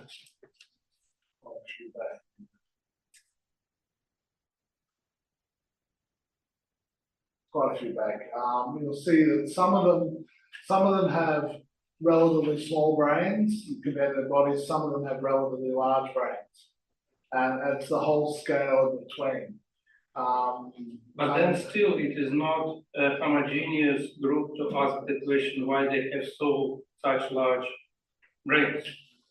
Okay, well that's They either fit, as I understood from Adil's and from your data, they either fit the scale of proportion to the body, which means that they've got these large brains because they are having large bodies. okay. Or they have smaller brains. So these are the baleen whales here with the large bodies, and they've got brains of about 5 kilograms. This is the sperm whale. It has a brain of 9 kilograms and a very large body. So these up here are the smaller whales, smaller bodied whales and dolphins. They have brains in the range of 300 to 1,500 grams. And then you've got the range in between. So what happens is, instead of like with other mammals, if you go with other mammals and you have brain mass, body mass versus brain mass, the allometry is about 0.75. With the whales and dolphins, you get a scale of 0.66. Yes. So the scaling is actually lower. So the larger bodied animals have larger brains, but relatively much smaller brains. Yeah, this is what I'm saying, that all your problem then should be why did they acquire during this transition large bodies? Well, that's been looked at with these phylogenetic things. There's occasions when large bodies have evolved, when bodies have gotten smaller. And in fact, most of the time, their bodies have gotten smaller, leading to relatively larger brains. But they don't have, as I understand, if they have relatively larger brains, on the Adil scale, they should be somewhere here, but not here. These individual species. No, they're here. These are the ones. These are the ones with relatively large brains, and these are the ones with relatively low. Because it's measured against the standard mammal. So this is one. And then anything above one, anything above there is +1. Anything below there is less than 1. Then the question should be not why do they have relatively large brains, but why some have relatively large brains Yeah. and why some have relatively small brains. Yeah, you're right. I didn't define it as clearly as what I should have. I didn't define that problem because I was taking some things out of the talk. My second question, you said that you will not go into arguments, but I still have this question. Why can't we explain that why the hypothesis number 1 of the survival in new conditions doesn't hold up? Why it cannot be that they are getting thermoregulation in order to sustain larger brains and larger brains in order to survive in new, But it's not just it's that there's all these things wrong with their brains compared to other mammals, and all these other things we know contribute to cognitive capabilities in other mammals. Okay. So what you, for your argument to hold, we have to say, all right, this happens in all other mammals, but for whales and dolphins, we'll just make an exception. We won't worry about it. And I have 2 questions about this slide. You were speaking about the larger brains, but the question you posed at the very beginning, I think, is more crucial. What is the cell density per cubic centimeter in their brains? And these data show that probably they don't have really a huge brain in terms, if you will correct it for the cell density. When we haven't published it yet, we've done counts on this. The number of neurons in a minke whale cortex is what you would expect for an artiodactyl, which is significantly less than what you find in primates, for example. In the rest of the brain, in the minke whale, the cerebellum is kind of normal, but the rest of the brain, apart from cortex and cerebellum, it has a very low number of neurons. So the thalamus, brainstem, and striatum have a very low number of neurons. And so there's nothing in neuronal number that says, well, hang on, despite all these things, it's still going to be okay.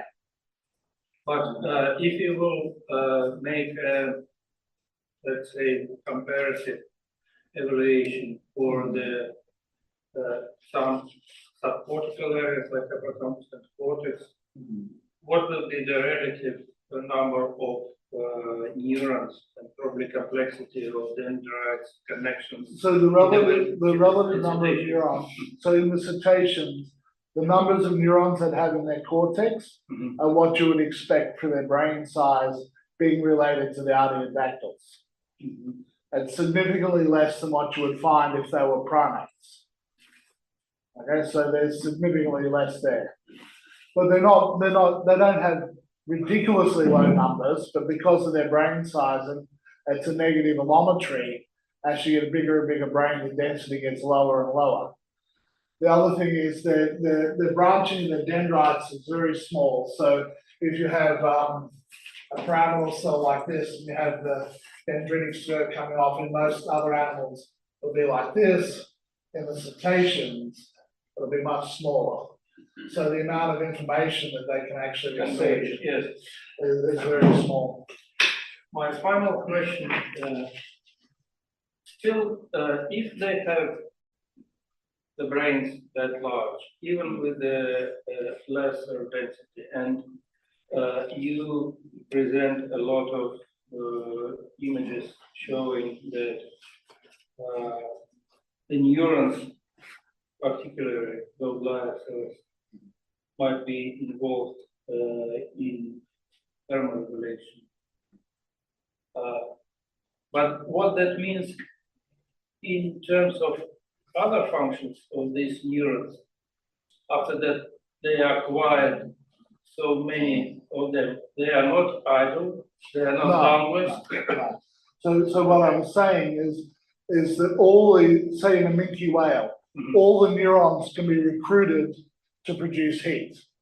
But it doesn't mean that that's their only task. Yes. But they have that ability to produce heat. And the fact is that if the proteins are being expressed, it means they are producing heat. Because otherwise the proteins wouldn't be expressed. No, my question was, having said all this, this doesn't tell anything that about the fact whether this huge number of neurons are leading to increased cognitive capacity of the brain. I don't think so, no. I don't think they are. So what, either dauntless, what they're doing nothing, or? Well, they're living. They've got sufficient cognitive capacities to survive in the environment that they're in, but they don't have anything above and beyond that. There are much more neurons. Yes, but those neurons are all expressing uncoupling protein, not all of them, but let's say 80% of them are mostly devoted to heating the brain. You mean they are not involved, if you will record from these neurons comparable to They might. sea lion or whatever, Yeah. they will be what? Not firing, not involved into integrated brain activity? Well, they may or may not be. You know, I mean, I'm sure they can do both functions, but given that most of them are there producing heat, that's going to take away the ATP cycle. That means any other functions involved are going to be lacking the ATP cycle, so they're going to be under threat. The other functions are going to be sort of undermanned, shall we say, in a way. They might be running at 10% or something along that line. So the crucial test will be to make recordings, cellular recordings from, let's say, dolphin brain in the cognitive task. Yeah, yeah. And I don't know if that's possible to do. People were doing this in Russia. At the Black Sea. Yeah, Oleg Liaman, our friend. Bugs did a postdoc with him. And he's doing the sleep work, yes. All right. They Anyway, developed even the micro drives to recover from consciousness. Yeah, Indicator. yeah. So The final question? It's just a follow-up on your question. Maybe this question, the previous question about the role of these heat-producing neurons, maybe it can be resolved just by measuring how much proteins have been generated and estimating how much energy this requires. This is approximately, of course. So if these neurons are like using 80% of their metabolic energy on producing heat, then they probably do nothing useful. well, or what they do is not as useful as what it could be. They could do. Yeah. Yeah. So there might be times when they're not producing the uncoupling protein, and those neurons can do things. But even still, there's not so many neurons, and they're not so complex that you would think that they're going to do amazing things anyway. So, but yeah.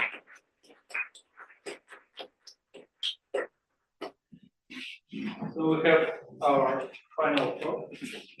They already work. The behavior and periodic life memory in wild rodents. Куда-то.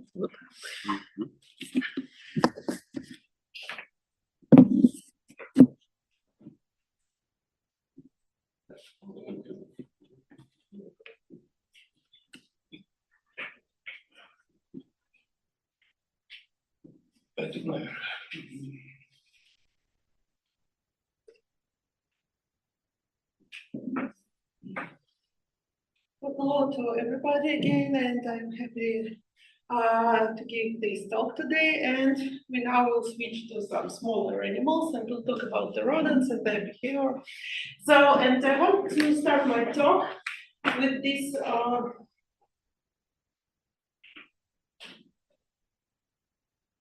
yes, with this strange video. But still imagine if we will study all the wonderful human ability, all the wonderful human condition just in this environment. So when the person is going through this tunnel and there is nothing around this. And of course, I'm some kind of exaggerating, and this is the overstatement, but still, I want to say that the big amount of data, like maybe 80–90% are done only in like 5–6 species, like mice, rats, flies, zebrafish, monkeys, and this is it. And a lot of we know about the neuronal mechanisms of cognition, cognitive functions, and so on. We only knew on these species, and we only knew from the bunch of very well experimental controlled tasks, like we have the linear, some track, or some Pavlovian chambers for conditioning, or something like this, when we like have some rules and put the animals into our rules and then study their brain. I must say that we are also the bad guys, and my work, like for that 80–90% are about this, about the laboratory mice and how the brain is actioning in these conditions. But if we look further, so we can imagine that even the same mouse can have different strategies to solve the task if we let the mice, let the animals to solve it like in a different way, just put away our rules and just to see what the animals will do like naturally. And there are a lot of wonderful examples. I only want to bring attention to one. When we go further from these very common used species, and the Ulanovsky and Yartsев groups in Israel, they do a very wonderful research on bats and on the special navigation in bat brain, and they use these wireless devices to measure the brain activity during these free flies in the very big tunnels, and they showed very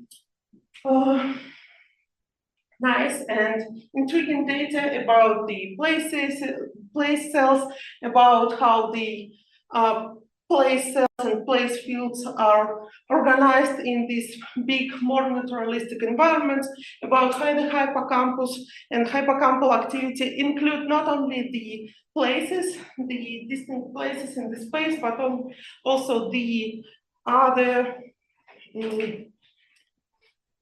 bats from the social groups and so on. So if we go a little bit further, and if you look on the brain and on the behavior of different species, we can have very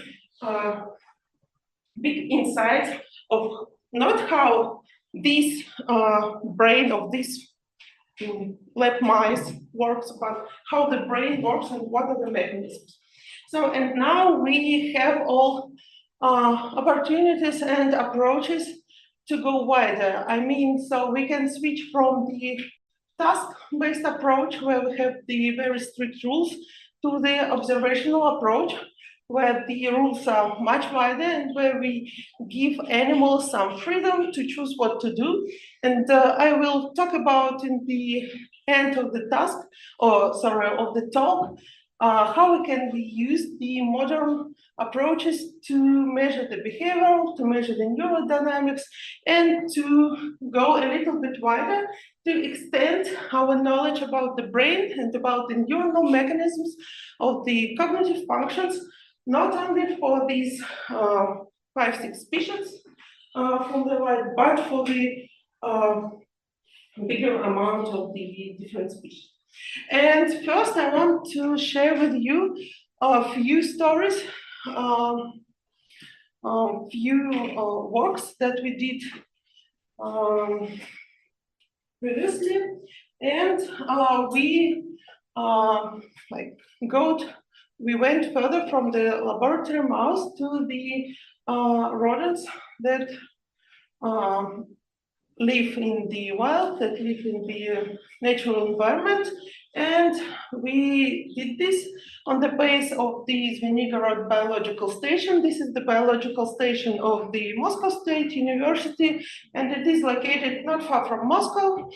And we used this base to study different rodent species. And I will talk today about the three of them. This is like bentwall, wood mouse, or now I find that they call it like rural field mouse, and the striped field mouse. So all the species can be found on the same territory. The bentwall are not the mice, they're like more closer to the hamsters. They have the polyphasic activity, so they are active in short period, both during day and the night. They tend to hide, they love to use like underground tunnels and the burrows. They do not have very much of the vertical 3D activity, and they tend to be like careful in their activity. These guys, like wood mice or rural field mice, they're very energetic. They like to jump, to climb the trees, to use the holes in the trees on the like some height to hide there. And they also have a like interesting thing about the hippocampus. They have very pronounced adult neurogenesis in the hippocampus. And also one interesting thing about the hippocampus of these guys, they have the ability to change the size of the hippocampus depending on the whether it is winter and they're like more deeply in the ground, or whether it is summer and they're more active. So during the winter, the hippocampus goes smaller, and during the more active summer season, the hippocampus expands back to its normal size. And also these guys, these are striped field mouse. These mice live primarily in the grassy fields. They also can use like trees to climb and hide and to find something to eat. And they are active both on the like 2D on the ground and in the 3D in the trees. And we don't know yet much about the brains and some interesting things about the brains of these guys. So first, I will start with the very simple test. This is the open field test. This is the very common test in the lab when you have some arena. It may be like square shaped or round shaped, and usually there is nothing in this arena, and you just put the mouse or some animal, and you just like see how active is the animal, whether it is they prefer to be in the near wall zone or in the center zone, and you can make some insights about the locomotor and behavioral activity of the animals. And we, in this part of the work, we tried to place this open field task, but in more naturalistic conditions. And we just take the walls and place them to the ground. So here in this red circle, you can see the wall. There is the wall. And we try to compare the activity of the animals in the lab open field, just a common open field from plastic, and naturalistic open field, where there was no floor, but instead this was grass and ground and so on. And we have the video recording, and then we analyze the trajectories of how animals explore these two types of the open fields. We used the EasyTrack software that was like 10, 15 years ago developed here in the lab, and we tracked the animal movements in the open fields. And here we have 3 different species. It was like laboratory mouse, mus musculus, bankwolf, Clitonomys gladiolus, and Ural field of wood mice, Severus oranensis, and we placed them either in lab on the open field or in the naturalistic open field. Even like if you have a look on these tracks, you can see that the tracks are different because the naturalistic open field had some lots of objects like the some sticks,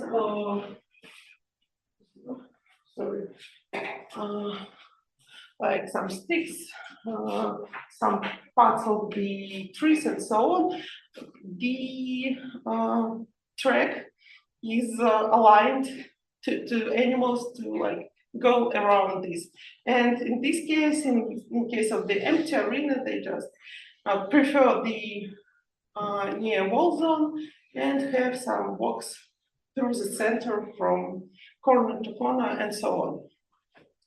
And then we calculated the different parameters of the behavior of these 3 species.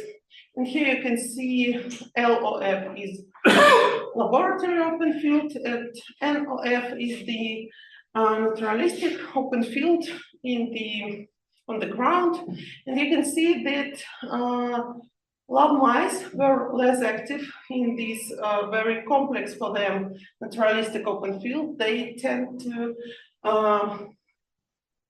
have more seeds, more freezing, and so on. They didn't like it for the first time. And compare it to the field mouse. So these guys tend to spend more time active to have the larger track length in the naturalistic open field compared to the lab one. The speed of their movements also was higher, and this was higher, the track length was higher both in the periphery and both in the center of this zone. And if you compare these to the lab mouse, you can see that lab mice were less active in the naturalistic open field. So then we used another software that was developed also previously in the lab. It was the segment analyzer, where you can have all the track, all the movement of the animals through this session of the open field exploration, and you can check where in this track there were the stops when the animals just stopped moving, and you can check the pattern of the behaviors, like if this is some part of the animal track, you just see that here was the stop, here was the stop, and here was the stop. And here you can see what animal was doing, what was the speed. And this is shown here. This is the log of the, this one also has stop. And here you can see the log of the speed, and here you can see the densities of such behavioral acts with different speeds. And this is the big speed, and this is the slow speed. And you can divide all your behavioral into the different acts with different speed, like slow runs and fast runs.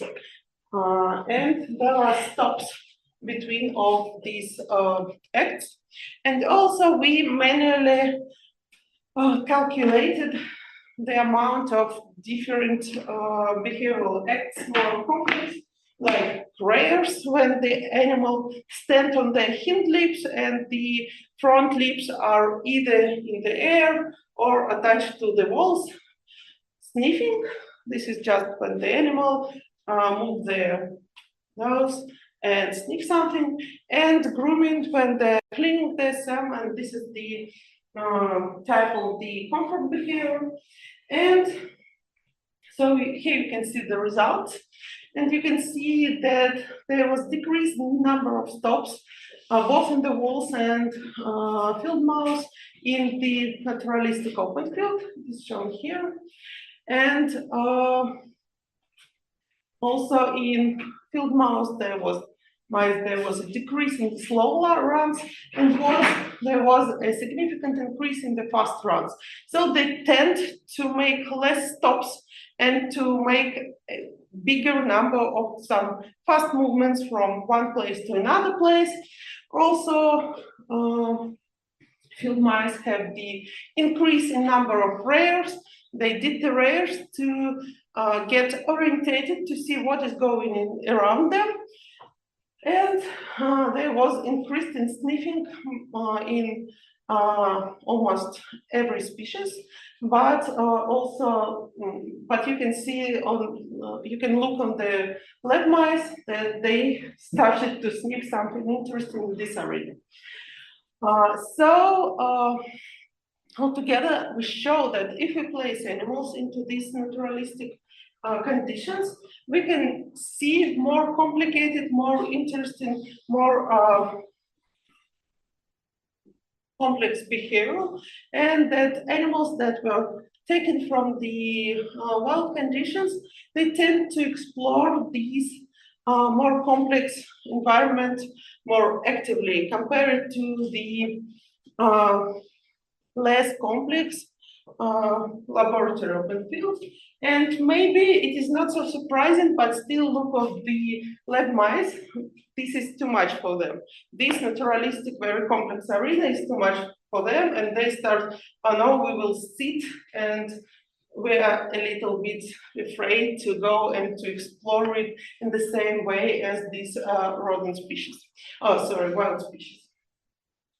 So this was one of the stories, and also I have another stories. It is not about the behavioral zit, it is about more complex behavior, about the memory, and about one of the most complex types of the memory, which is the episodic-like memory. So if we speak about the humans, we know that episodic memory stores the event of our past and constitutes the history of our life. So the content of the episodic memory is the ability to answer the three questions, like what, where, and when happened with you. And if I now ask you, like, what did you eat for the breakfast yesterday, and you can answer me that you eat something in this someplace, this will tell me that you have these episodic memory. And we can say that the content of the episodic memory is the traces of a personal consciousness. So this is the memories about what happens to us. And there was very interesting studies in animals, and they show that animals also have the episodic-like memory. And we tried to research this episodic-like memory on our rodents. So we utilized the ability of the rodents to recognize different objects and their tendency to explore more less explored objects. So this means that if you have two same objects in some arena and then replace one and put object of another time, normal mouse will go and explore more the new one, the object of a new type. Or if we have two same objects and then replace one from one place to another, again, mouse will go and explore more the one that was replaced. And third example, so if the mouse explored one type of the object at one time, then some time goes on and we present them with another type of the object, and then we put them to choose which one to explore. They will explore more the old ones because they are not so familiar to them, because a lot of more time has go between these old object exploration and the recent object exploration. So this model of the episodic-like memory was firstly proposed by Derry et al. For the mice. So they give them the ability to explore the arena with one set of the objects. Then 50 minutes go, and they place them in the same arena, but the objects were different, and some go in different places. And then more 15 minutes has gone, and they place them to test what the mouse will prefer to explore. And there was different types of the object for the mouse. So this one, the green one, the recent object, because the first introduction of this object was like more recent. These ones, the yellow ones, are the old objects. And there are two types of the old object. Old stationary object, like in the same place as previously, and old displaced object. One of the objects was placed to the new place. And they saw, they discovered that mice prefer to explore old objects more than recent objects, because they're not so good known because of the time. And they also prefer to explore displaced objects compared to the stationary one, because the amount of the novelty in the displaced object is like higher than in the stationary object. So in mice, they were only able to demonstrate the short-term episodic-like memory, but other group in rats showed that rats were able to form the long-term episodic-like memory and remember this object if tested like 24 hours after the training. So we tried to perform this memory test in rodents. In this case, there was 3 rodent species, Bengal and Ural-field mouse again, and another species, street-field mouse, that live mostly in the field, but also can use the trees. So the design of the experiment was the following. We had the pre-training, 2 pre-training sessions in one day with 6-hour break. In this case, we just place animals to the open field with 2 objects. Object was not the same as in training, and just let them get know this arena, the idea of the object, the idea of the open field, and so on. On the next day, we started the training. There were also 2 training sessions. In the first one, there was first set of the object. This was these balls with the sandblast from the animals' cages, and after 8 hours break, there was the second training session with different objects. This was like a plastic cubes, and some of them was on the new places. And then on the day 3, we performed the long memory test. So we have recent objects, told them. We have the, sorry, I have the, no, everything is okay. We have the recent object and we have old object. This one is on the same place. This is the old stationary object, and this one is on the novel place, and this is the old displaced objects. And so this one is recent, old stationary, and old displaced. And we're speaking about these 3 episodic-like memory questions, like what, where, and when. So we can look at the animal's behavioral, at the animal's exploration and interaction with these objects, and try to answer, to interpret the animal behavior as the answers to this question. So if animals remember what happens to them, they will prefer to explore the old object compared to the recent one, because their introduction to these sets of the object was more time ago compared to this. If the animals are able to answer the where question, so they will prefer the old displays compared to the old stationary, because this one is in the new place for them. They never see this type of the object in this place. And if animals are able to answer the when question, they also will prefer to explore old stationary compared to any of the recent. Because old stationary was again time ago compared to this. So then we just calculated the amount of the time the animal spends exploring and interacting with all these animals, and just compare them to check whether animals can kind of answer these questions. So we calculated the time of the interaction with the object, and by the interaction, we mean that animal can sit on the object, and animal can sniff or whisk with the whiskers with objects. So there is some active interaction, or they are touching the object with their lips, or they're touching the object and exploring them with their nose and whiskers. And here are the results. So in columns are the questions, what, where, when, and here are the 3 different species. And we showed that only stripped-field mouse prefer to explore the old object compared to the recent object.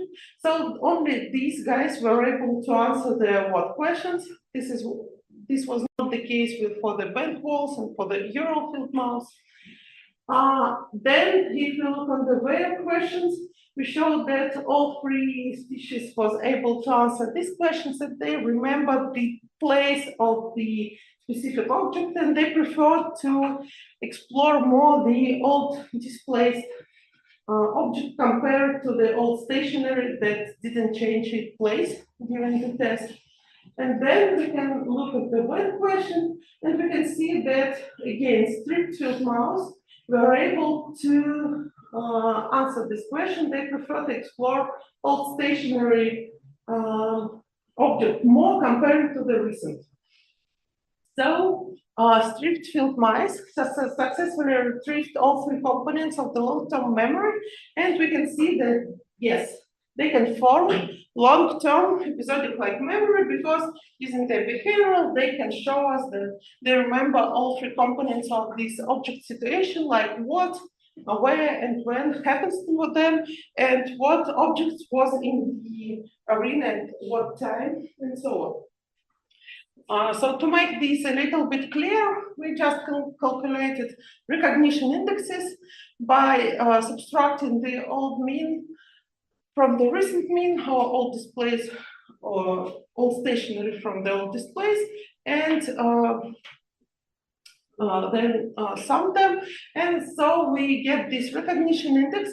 If the index is higher than 0, this means the memory is this type of the memory is better comparing to the situation where the index is like below the 0. And again, you can see that Apodemus agrarius or stripped-field mouse were better in all 3 questions, like what, where, and when, and only these guys were able to demonstrate these components of the episodic-like memory when the bent wall and Eurofield mice were demonstrated only the spatial memory about the object place.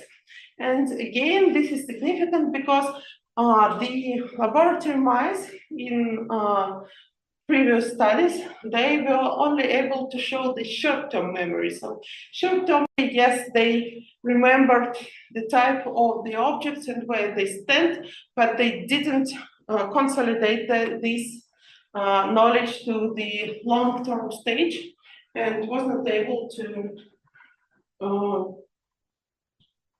show the long-term memory. So you can mention that you can see that previously we mainly used like expert analysis, and expert analysis means that the human being is looking on the video recording of the animal behavioral and just mark there what animal is doing, whether it is like grooming or doing rear or something like this. So now in the lab we have the new methodology to deal with the animal behavior. So we use the artificial neural networks, we use the deep lab cut software where the artificial neural networks, after the expert like mark some key body parts of the animals, like the center of the head, center of the body, places where the front and hind limbs go out of the body, the base of the tail, the nose, and so on. So the expert needs to mark this animal with these like target body parts. You can see these points that are marked in different body parts, and then the model will be trained by itself, and then it will extend its knowledge to any other video recording. It can be done for different animals. Even if we mark only lab mouse, we can extend it to the field mouse and so on. And then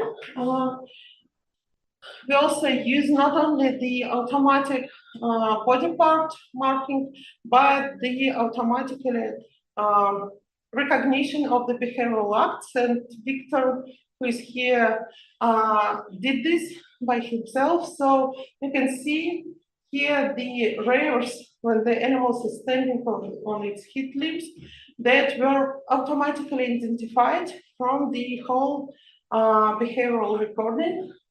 And this is the acts of the object exploration when animals is interacting with the object, like sniffing or whisking. This was also identified from this data about the body parts. So now the amount of time to analyze the animal behavioral has dropped down, and we need much less time to analyze what the animal is doing and what is the behavioral, like how it is interacting with the object, or some innate behavioral acts like rears, grooming, sniffing, and so on. And we can use this in the different animal species. So deep lab cut guys have the model zoo part of the software where you can upload the video of different animals' behavioral and also mark the body parts and obtain the trained model for this particular species.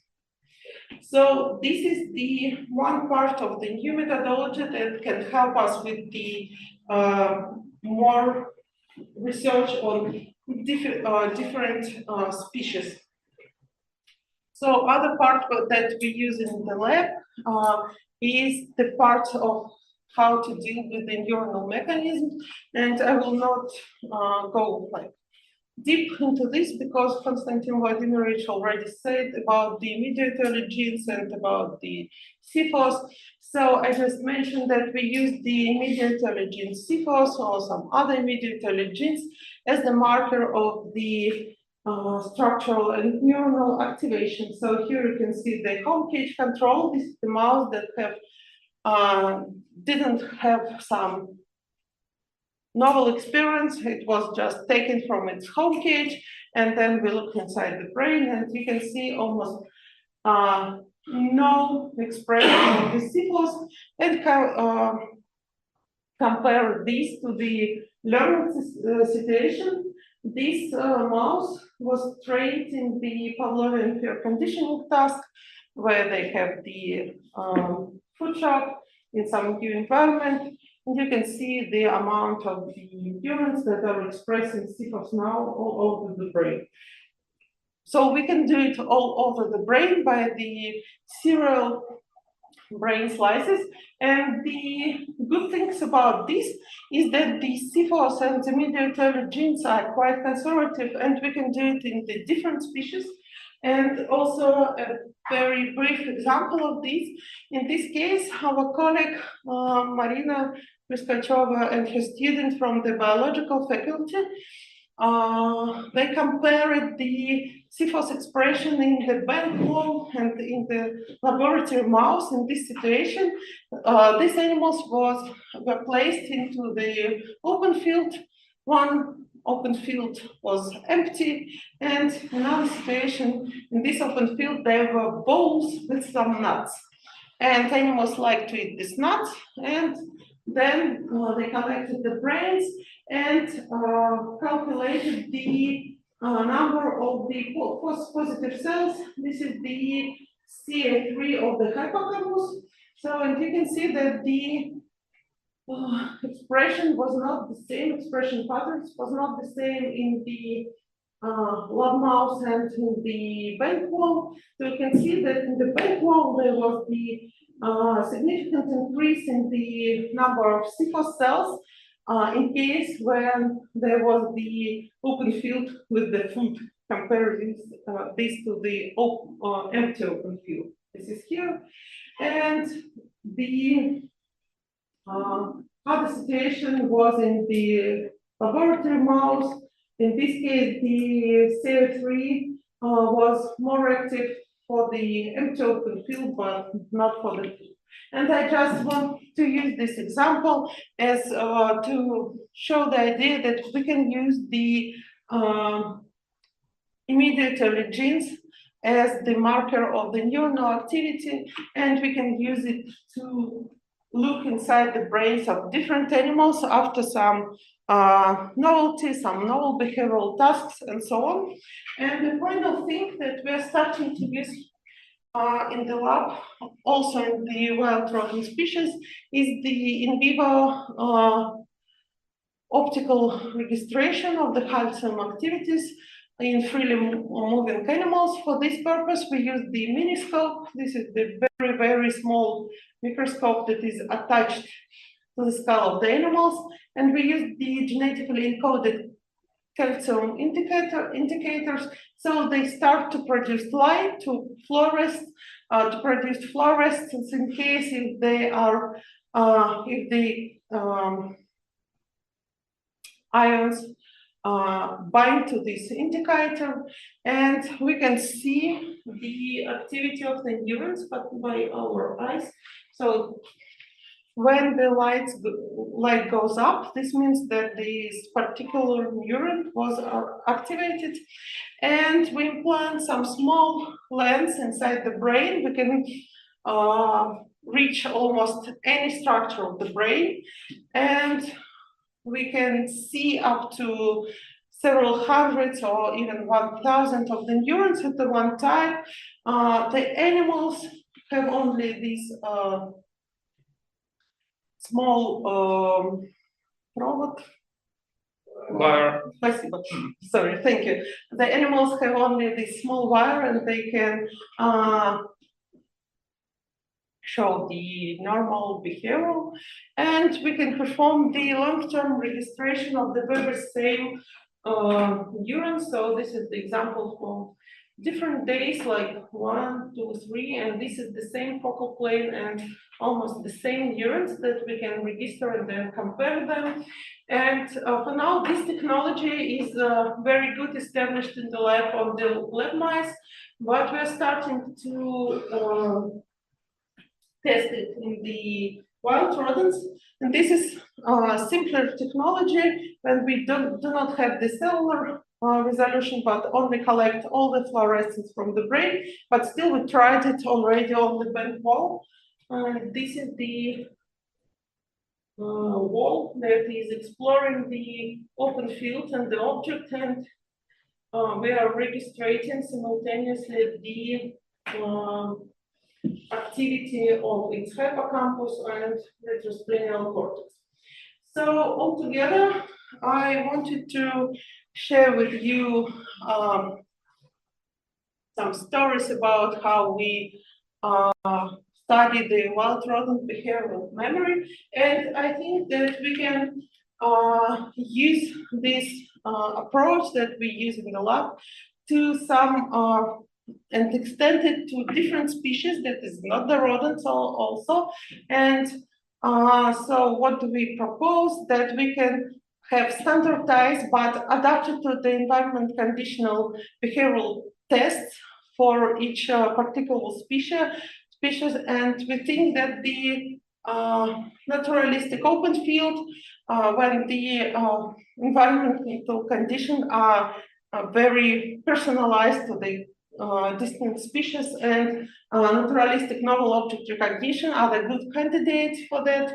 We can use the standardized methods for the brain activity analysis, and this can be the immediate gene expression analysis, plus we can use some anatomy and morphology markers, and when applicable, and this is the case for the small species like rodents, insectivores, bats, birds, and so on, we can try the in vivo optical imaging, and also like the very complex and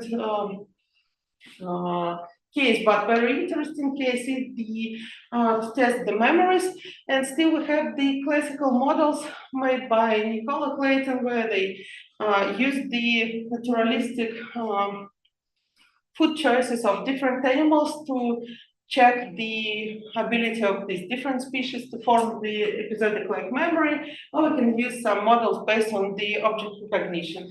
And at the end, I just wanted to thank all the people in the lab and people that are not more in the lab, and our collaborators from the biological faculty and the funding sources, and this is the part of the lab at the Neurogenesis biological station where we perform all these experiments on the wild rodent species. And thank you for your attention.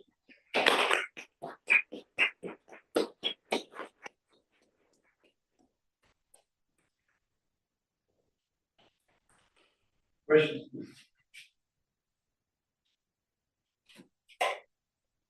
All right. Well, maybe I've missed, and when you described the first experiment, when you studied the behavior of a lab mouse and wild mouse in nature conditions and in lab conditions, and maybe I've missed, was there a period of adaptation, or they were taken from? No, I didn't mention that. Thank you. So we place the traps or in the forest or in the field or in the biological station. Then we have the animals. Then we put them to the cages in the lab, and then they stay in these cages like for 1 to 2 weeks. And after this time, we start to perform the experiment. Because you need to like have some group of the animals of the same age, of the same like female or males, and so we need this adaptation period when they're living in the lab conditions. And what do you think if we take a lab mouse and grow it in wild condition and vice versa? Will it change the behavior? Yeah, there was some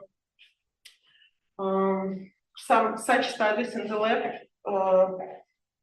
when I just come to the lab, when the catch the wild rodents and try to reproduce them in the lab, but I don't remember whether we were able to check their behavioral, and I can say for sure that lab mouse will not survive in these wild conditions, because if the lab mouse go from its cage for some reason and we are not able to check this, we can come here to the lab on the next day and we will find this mouse sitting near the cage and trying to get some food and just let me go back to the cage to my nice Not conditions. exactly 100% lost, because in the field experiments in which Marina Peskacheva also participated in the with Hans Peter Lee. But they had food, the place, but people. Yes. And they have no. But they still survived in hostile environment. There was a large area, like a size of probably 2 rooms in the field. And they were released with implanted transponders in order to study how they behave and how they visit feeders, which Olga mentioned, placed at different places, and looking for the pattern of their activity, visits, and also long-term survival. And there was a loss due to owls, for example, hunting on them, etc. But some percentage were surviving for several months. This is long-term study. Yes, but food will. Food was present. Well, to be fair, they didn't try without food, so we don't know what happened. But I imagine that without food, there will be a traumatic loss. All right.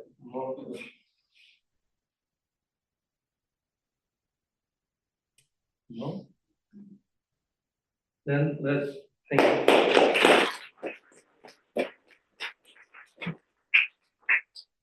There is a tea outside. We have a 15 minutes break and then the final effort for half an hour to discuss what we can do out of all this constructively. Please have a coffee and tea.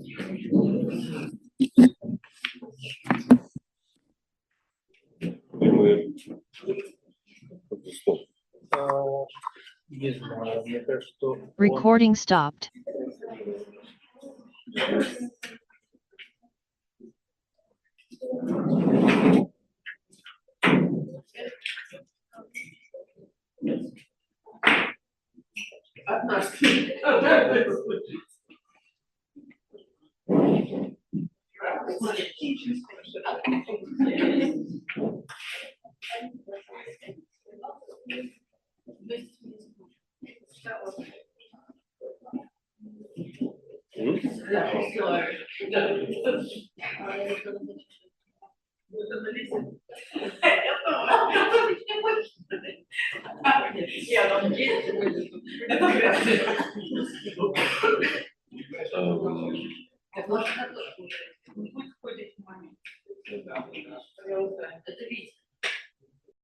То есть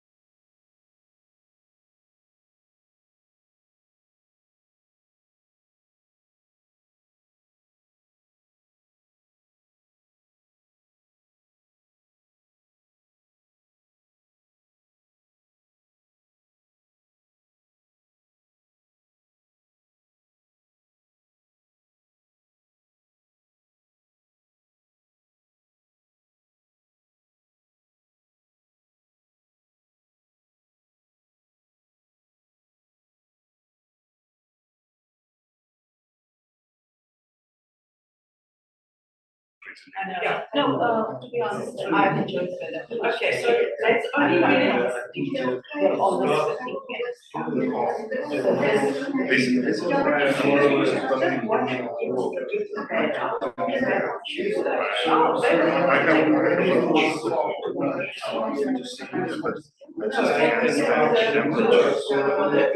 it's like some people don't like code. Perfectly okay with that. Non-Jewish is no as well. And how the freezing happens, so December and January, then you can push it up to the side. Yes. So December and January, and some part of February. You will not experience. Oh, please see most of the issues. But India is lost. Oh, yes. So you have this, you have. Oh, wonderful. But just on one side, yeah. I come from North, but I live now in South India. And that's the beach. Like Charlie, there's no one So walking when you past home, the. but how I'm glad I was in the wetland, which is 18 degrees. So this weather has been pleasant for us. And,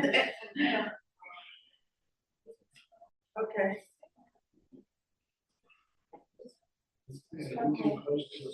Charlie, how many puppies did I say? No, I just want to make sure that you are not lost. Okay, so if I work on five, okay, if I work on setting five, we good, when they sold.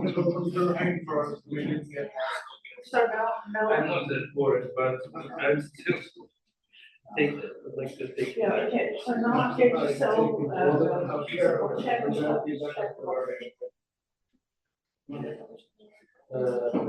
Doesn't open, I will check in my computer. I think it was about 1 o'clock or something.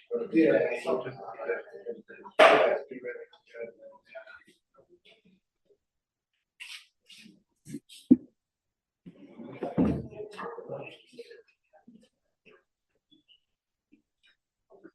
I see better this.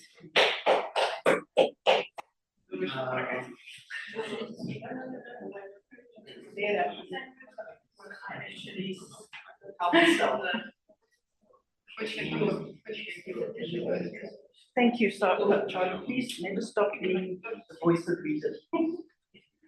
Okay. That's what you. 13:20.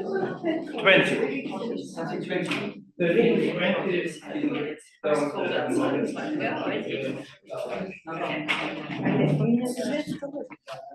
Если я делаю что-то,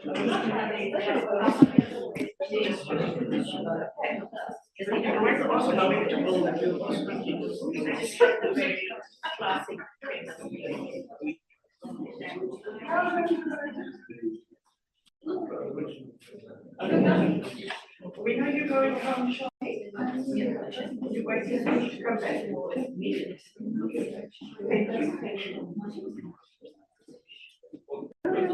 You know what, I don't trust phones. You leave the door open and you're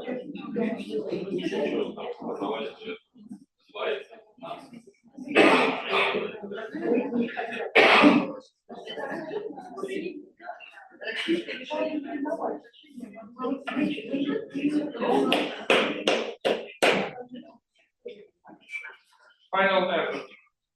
Everyone is tired. We have 20 minutes. I suggest to do the following. I will be standing here and writing down your proposals, any math proposals for possible experiments and collaboration. And I will be adding some more. And we'll see what can we do of such an experiment, let's say. So just unbind your imagination, all your wishes, fulfilled or unfulfilled. Imagine that we have endless funding, all the technologies, but our expertise is different. So this is where we can gain from interactions.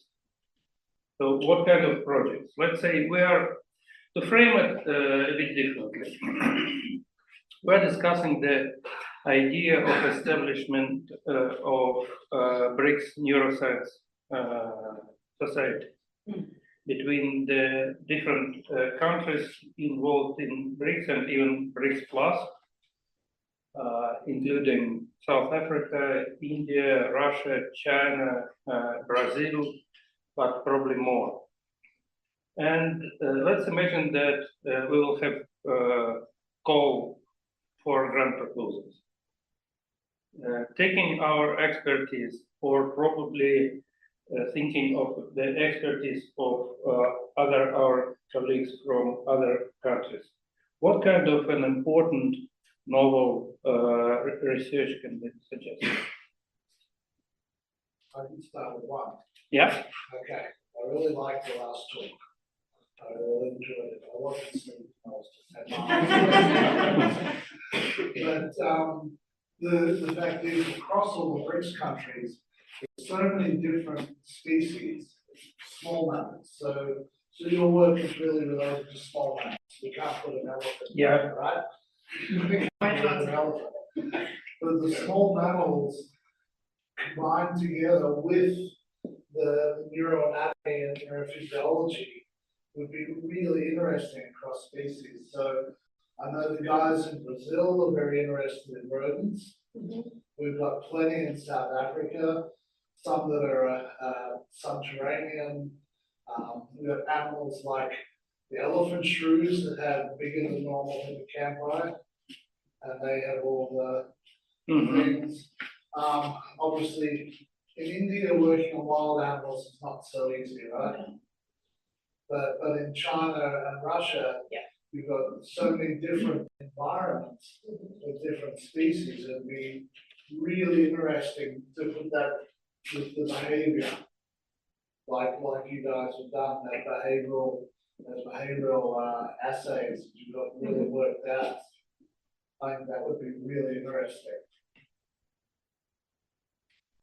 If I may add, I would add ecology, different, not, we will have to restrict ourselves anyway, because this type of research will require doing behavioral tests, mapping, etc. So it has to be focused. So I suggest that out of the range of the small mammals, we select those which have different ecology and probably therefore different brain organization, neurogenesis, plasticity, and behavior. Take, for example, the cases of different species of wolves and their social behavior. So or let's say difference between bats and rats in their navigation 3D and 2D. So I suggest to scrutinize through a set of species with which we as collaborators can have direct contact and to see the most striking focus for this type of experiments.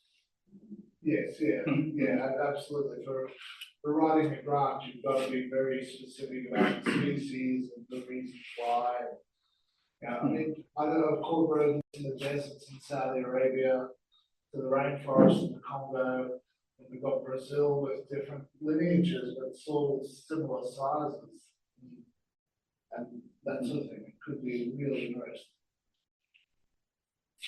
I might add also, since we started to speak about this, we know that our Chinese colleagues are very focused in terms of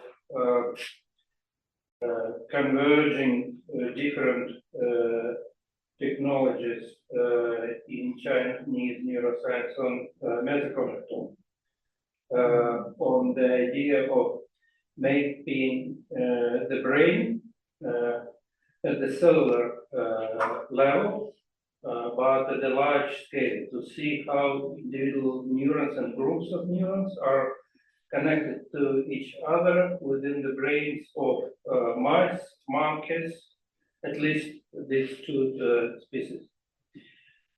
What I think will be the next necessary step, which we suggest and implement with the technologies that we have, is not structural but functional mesoconnectome.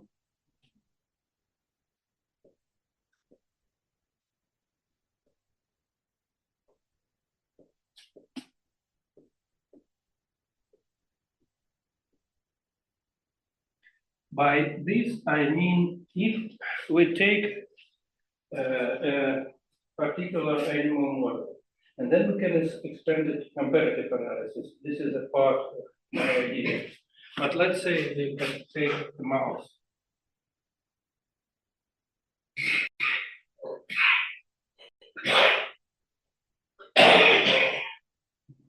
And above the work that we saw in Shanghai in the Institute of Neuroscience with the chips to do transcriptomic and connectivity, so structural connectome.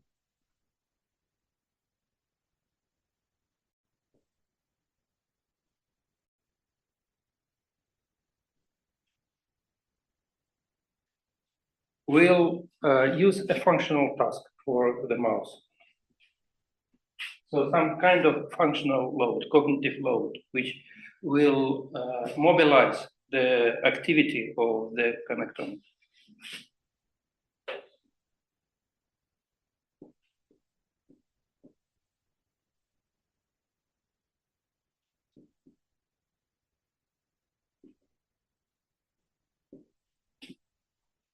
And we can use the adjacent sections on the chip to add to the mapping of, they have about 1,000 genes to be test for expression, few immediate early genes. Like FOS, EGR1, for example, ARC,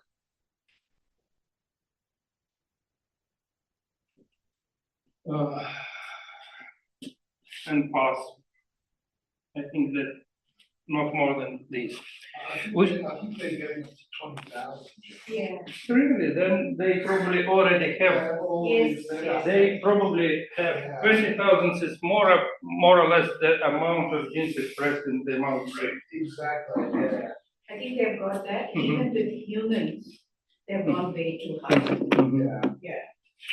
So in this case, we will just mark these genes, and the only novelty of this will be that we will take the brains after a functional activation, which will bring phase number 2. We can overlay the mesoconnectome of structural connections of these cells to the functional connectome, which is a good step, I think. And then we can expand this to other species.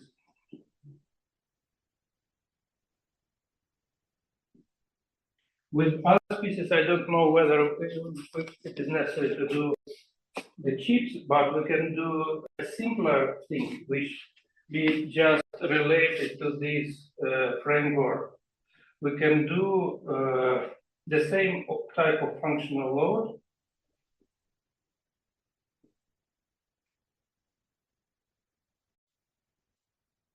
and do immunocytochemistry for these genes. That will be cheaper, easier, and we have a good example of the kind of a task which can be translated to comparative analysis of various species. At the Department of the Higher Nerves Activity, which you know at the biological faculty, there was a famous group of scientists led by Krushinsky, who developed, he was actually zoologist first in 30s. But then he became a specialist in fine arts activity, and he developed a test. The idea of the test was to test the mental activity of the animal in a comparative manner, starting from reptilia, birds, various types of mammals, to do the same type of task. And he used so-called extrapolation test.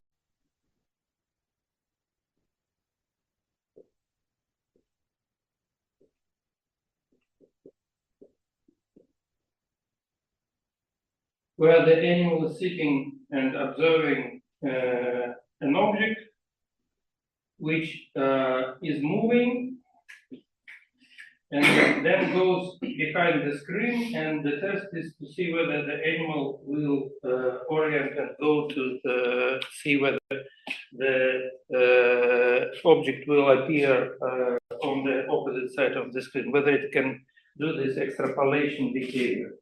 I'm not suggesting to do this test there. I'm suggesting that that can be a throughput, universal, simple test for the comparative analysis of easily applied, even in the field conditions, for the comparative analysis of functional connectomes of different species. Two types of tests which I have in mind, we are already implementing. One is the just null environment, just bringing the animal into a new environment. It could be in the field, in the lab, doesn't matter. And second type, Olga also said, a simplified test for object recognition. Whether the animal can recognize that there is something new object which is introduced into its environment, which it didn't see before, and then test it by presenting this object comparable to a novel one again.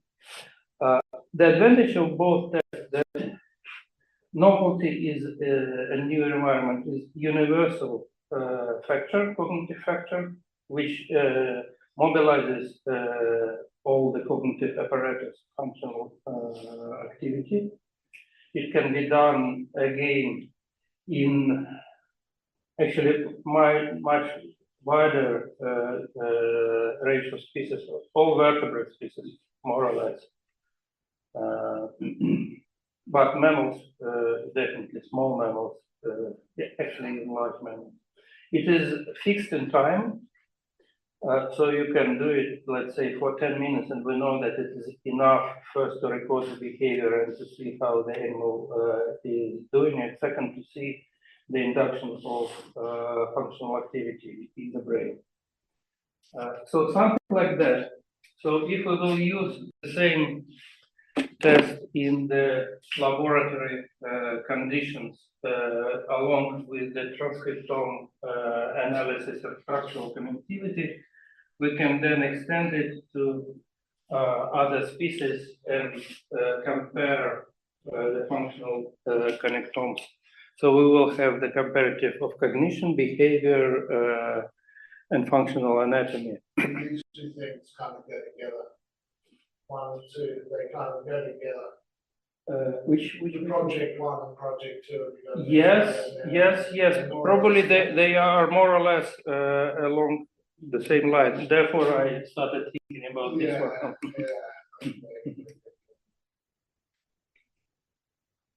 All right. We had some discussion during lunchtime. Mm-hmm. And I guess at this point, we are definitely interested in looking at different, rather more than different age groups beyond 30 weeks. Mm-hmm. And if those brains are something that we can work on. And I also gathered in a lot of cases you even have pre-mortem MRI Mhm. which normally in our specimens we very rare. I don't think that I've had Mhm. a single one. So that will be something quite important, but yeah. Can we try to focus more how this can be implemented, or is it too early? What do we need? I think first we need to, one thing they said that for autopsy, they slab the brain, the report has to be. Yes, yes. So how we cannot overcome it if you take it for the analysis, Yes. because you will lose the 3D. So I think that would be the first challenge. Yeah, because the state of the brain ends up missing a millimeter of smooth between each thing. And if that is something which is already in practice for the pathologist to give the report, then usually changing such practice is a bigger challenge. But unless you can convince them to do the MRI, right? If you do the MRI, like you guys are doing already, but Yeah. if that here, then there's no need for him to slab. The slabbing it does not get the same amount of information as the MRI, in fact, probably less. So the MRI might be, what do you think of the? Well, in fact, we can hold comments, like, have a special protocol and special governmental history. Okay. It's possible, but it's Also, possible. it just but might we have take to time. talk to. Yeah. Yeah. That would be good, I think, you know, the different ages. So ideally, we do MRI and fix the brains in paraformaldehyde and bring them to you to continue the analysis. Yes, yes. And then, as I mentioned to them also, one of the things many times when it requires, especially in the patient group where pathologists have to give a report, we digitize the data. We give the digital data, but we also give back the physical slides. Mhm. So, you know, the histology, which would have otherwise been done by. I'm not sure that whether our bureaucrats will be. I know, that's. Yes, prepared to say that, Yeah. okay, give it later back. Yes, yes, I know because we started working with few clinicians who are involved in biopsies, and this was the same challenge. They need to give the report, and they cannot wait for this.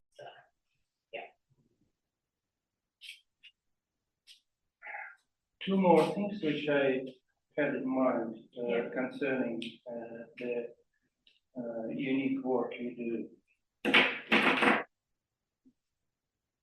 Would it be possible with the studies that you have, with the samples that you have already, to look during the different ages for the neuroanatomical cellular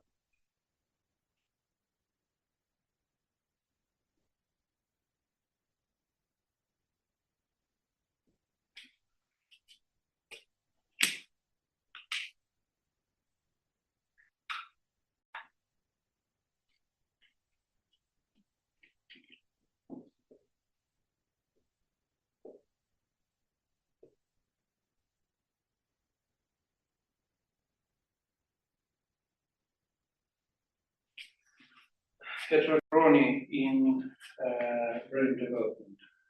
I think even the first step to reveal that there are different types of speeds of maturation of nuclei, Yeah. cell types, layers, etc., using some probably of immunohistochemical markers along with the reservoir staging, will give a rich, important material, especially for the human brain, but it will be immediately important. And this is probably to collaborate with the Chinese scientists to compare that to monkeys. Because the idea is that human brain possesses unique functional systems related to social and language behavior. Yeah. And to see whether they have morphological developmental basis distinguishing it in a sense in the different areas of the cerebral cortex, for example, to monkey brain development. The same.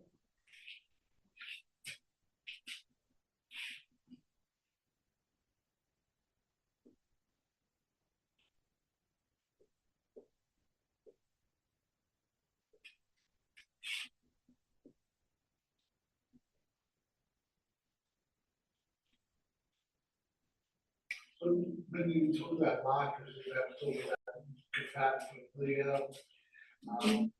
Glia and GFAP probably, but it could be м-ная, it could be S100. Yeah, I was just going to say, if you're looking at this at maturation, we do want to do all the markings for the intermediate zone, because that's where actually differences are there region-wise. The subplate region and the intermediate zone. Absolutely, the subplate is very And- important. Yeah, and that, I mean, we see in terms of thickness and the sublayers within this region. But if we, and there are markers, but most of those markers people have tried on mouse brain, and that works well. By the way, double coating also might be the one we cannot do dare to use, but we know from the studies which were done in our country that the proliferation zones are also laid down in acceleration of development of necessary functions. Yes, yes. So no, The classical things which were done are with marustels and how the brain is developed just to be ready to get back to the mother and to do the suckling and all the, despite absolute immaturity of the rest of the brain, the neurons belonging in different places to these functional systems are developing accelerated. yeah, no, definitely, this is something we do want to do, it's just, few markers are working, few are not. And in this part of it, this, today, who was talking? Sorry, yeah. We are also interested in looking at the maturation of the auditory and the visual system, because we have this whole brain, including the LGN, MGN, superior colliculus, inferior colliculus. But if we get some good thalamocortical connections, the markers for that, that would be a very good picture how this develops. We did two, central blue-white transport too. Yes. There's the one that's for the core thalamocortical projection, and there's the other, the global thalamocortical connection. Yeah. So the core one is the more specific, which would be related to function. The global one is more about waking and sleeping, levels of attention. The big two marks that core, and that's the solid categories for that. Synaptophysin. We have been doing synaptophysin, yes, and hence more for the subplate and those regions, but that will be. There are a few people who are working on organoid model, and they are looking at it, but again, things which work on mouse and organoid. But I would go with this title, and then we can define the details later. And once we have money, then we can do molecular work on this too.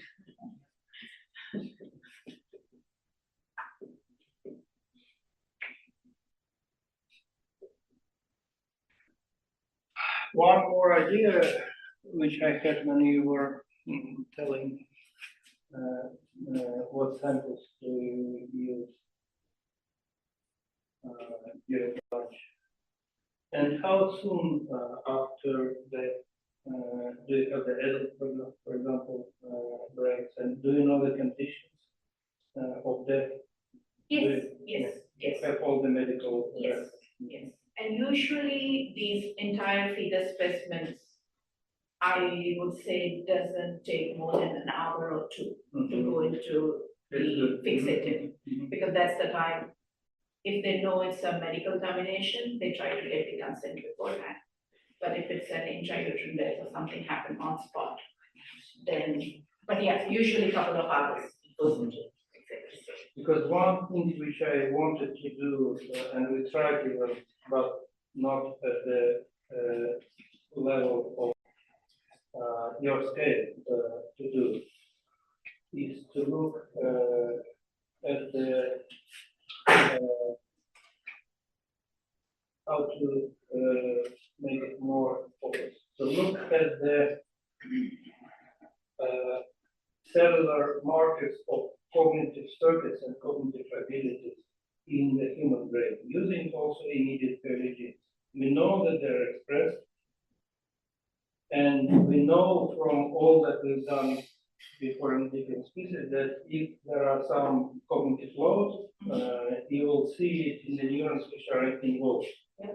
We tried to do this many years ago with the samples taken from neurosurgery, from etc. But these are only small portions of hippocampus or temporal lobe. To have it adequately in the way that you have would be also a great benefit to understand the cellular functional connectome of the human brain. Definitely.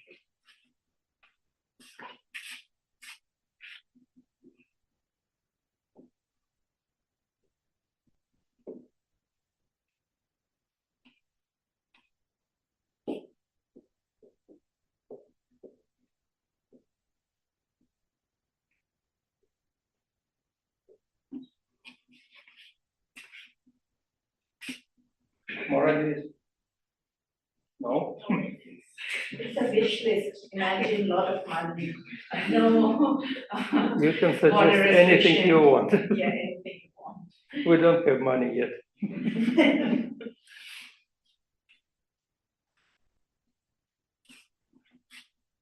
Five projects? Maybe there is a reason to make the same thing for project number 3, but to look not at physiological conditions, some pathologies, maybe genetic, or maybe I don't know, severe strokes. Yes, sure. Mhm. Depends with the patient staff. If it's possible to extract brain, we can. Sometimes a patient not die at the moment, but dies remains alive for weeks, and maybe this starts some regeneration processes or compensation processes in the brain, and if the patient finally dies, maybe it's possible to understand the mechanisms and if there is really regeneration and human brain, which mechanism. Yeah. One more important thing is how physical inflammatory response syndrome influences brain maturation postnatal. Prenatal, intraprenatal. We have lots of cases of physical inflammatory response.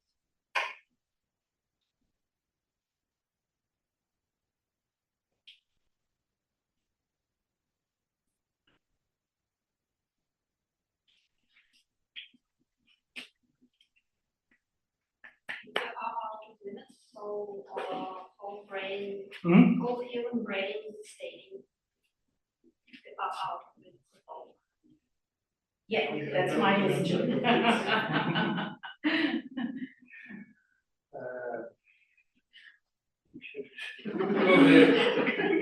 Work on this for a while. Imagine we have the entire spatial transcriptomics, then we have the structural, then we have immunohistochemistry, and then these functional ones. That's it. put ourselves out of work. Oh, you think this will happen like this? All right. That's really great. If there are no more suggestions, I will take a photo of this Yes. and promise to send you in a printed form for further discussion and ideas.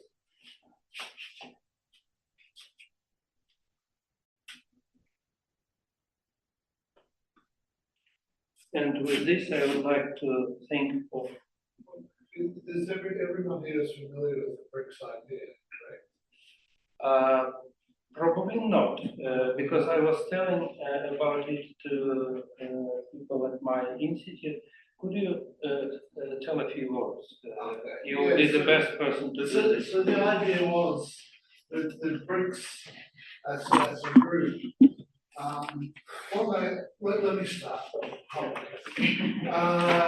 Even though I'm from Australia and I've worked in USA and Europe and so on, I've been in South Africa for over 20 years now, I can see that Western neuroscience, the way Western neuroscience is headed, is not actually getting anywhere. They haven't cured diseases, they're not doing anything. It's all molecular work on rat and mouse or imaging on human, and there's nothing in between.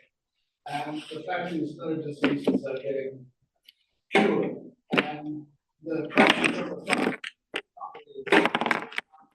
towards managing diseases rather than curing diseases. And it's all about finances and money. They've sort of downgraded what science should be, in my opinion. This is my opinion. So I floated this idea with several people from BRICS, and we had the meeting in Shanghai.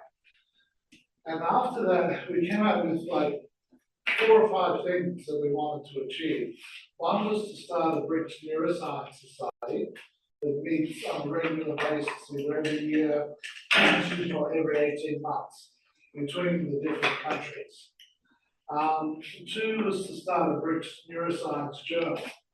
So we have a journal that's specific to the BRICS countries and addresses things that are relevant to the countries that are not under the West, shall we say. And I don't like those terms, West and Global South and all that sort of thing, but you understand what I mean. Yeah. And then we were looking at trying to convince the governments to make a significant funding pool for everyone to apply for. So say for example, we might convince the 5 governments to put $50 million together a year, and then you could apply for grants for up to $1 million for 3 years, but you need partners in 3 BRICS countries, and that sort of thing. So to really foster the collaborations between the countries and you know all the advantages of the different places. And we had ideas about flagship projects that would really be major projects that would require significant amounts of money from the government. So that was where we are. So we had the meeting in Shanghai. Everyone's enthusiastic. And Alexei, what's Alexei's surname? Semyonov. No, I don't know if you know. He's talking about possibly having the next BRICS meeting here in Moscow in October to coincide with the BRICS summit in Kazan. And so this is sort of where the idea was going. Also, we're talking about BRICS Plus now, because BRICS is not just BRICS anymore. There's Egypt, Ethiopia, Saudi Arabia, UAE, and Iran that have been added. And those add, you know, quite a bit more variation to the idea as well. And so that's where we were going with it. So I think this is where I met Constantine, who was in Shanghai, and I think everyone's sort of coming to the same ideas, but we're still all threshing it through, because one of the good things is we have such a variety of ideas. One of the harder things is to sort of focus. But I think the main thing is that there's a society that meets regularly and that there's a journal. Those we all agree on. And we all agree there's got to be funding somehow But how that comes about, we haven't really sort of put all that. Well, together. Alexei had a good idea, I think, reminding that the Human Frontiers program, which Yeah. has been for many years, was funded exclusively by Japanese government.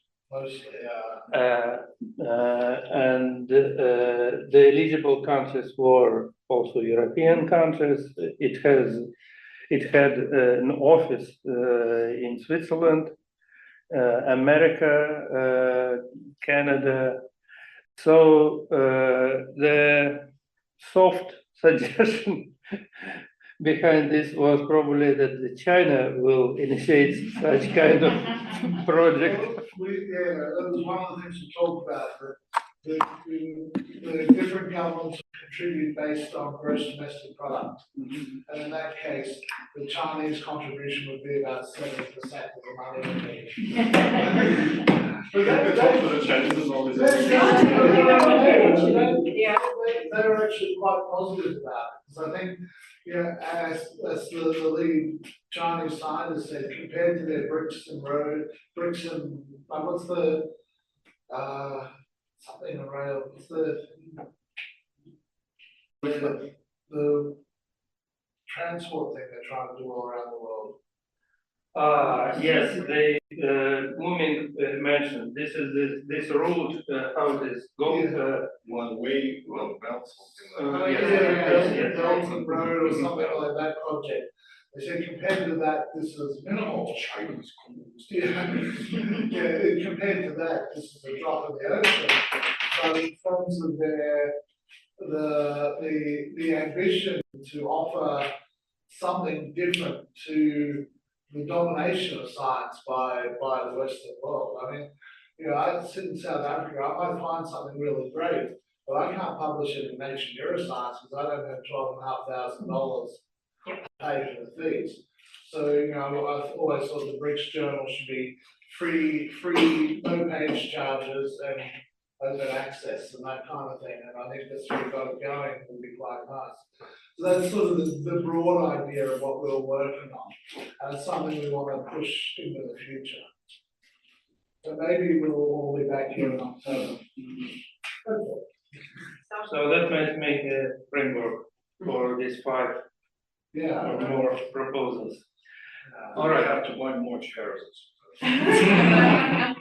We'll add to that as a proposal. Let's write to the Chinese. All right. I would like to thank all of the speakers for today and all who came and this Saturday expressed their interest, stayed until 5 o'clock in the evening. Thank you very much.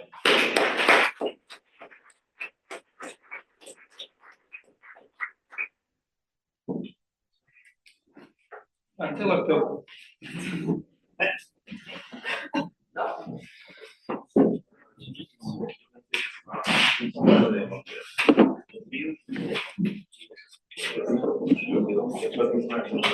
Yeah.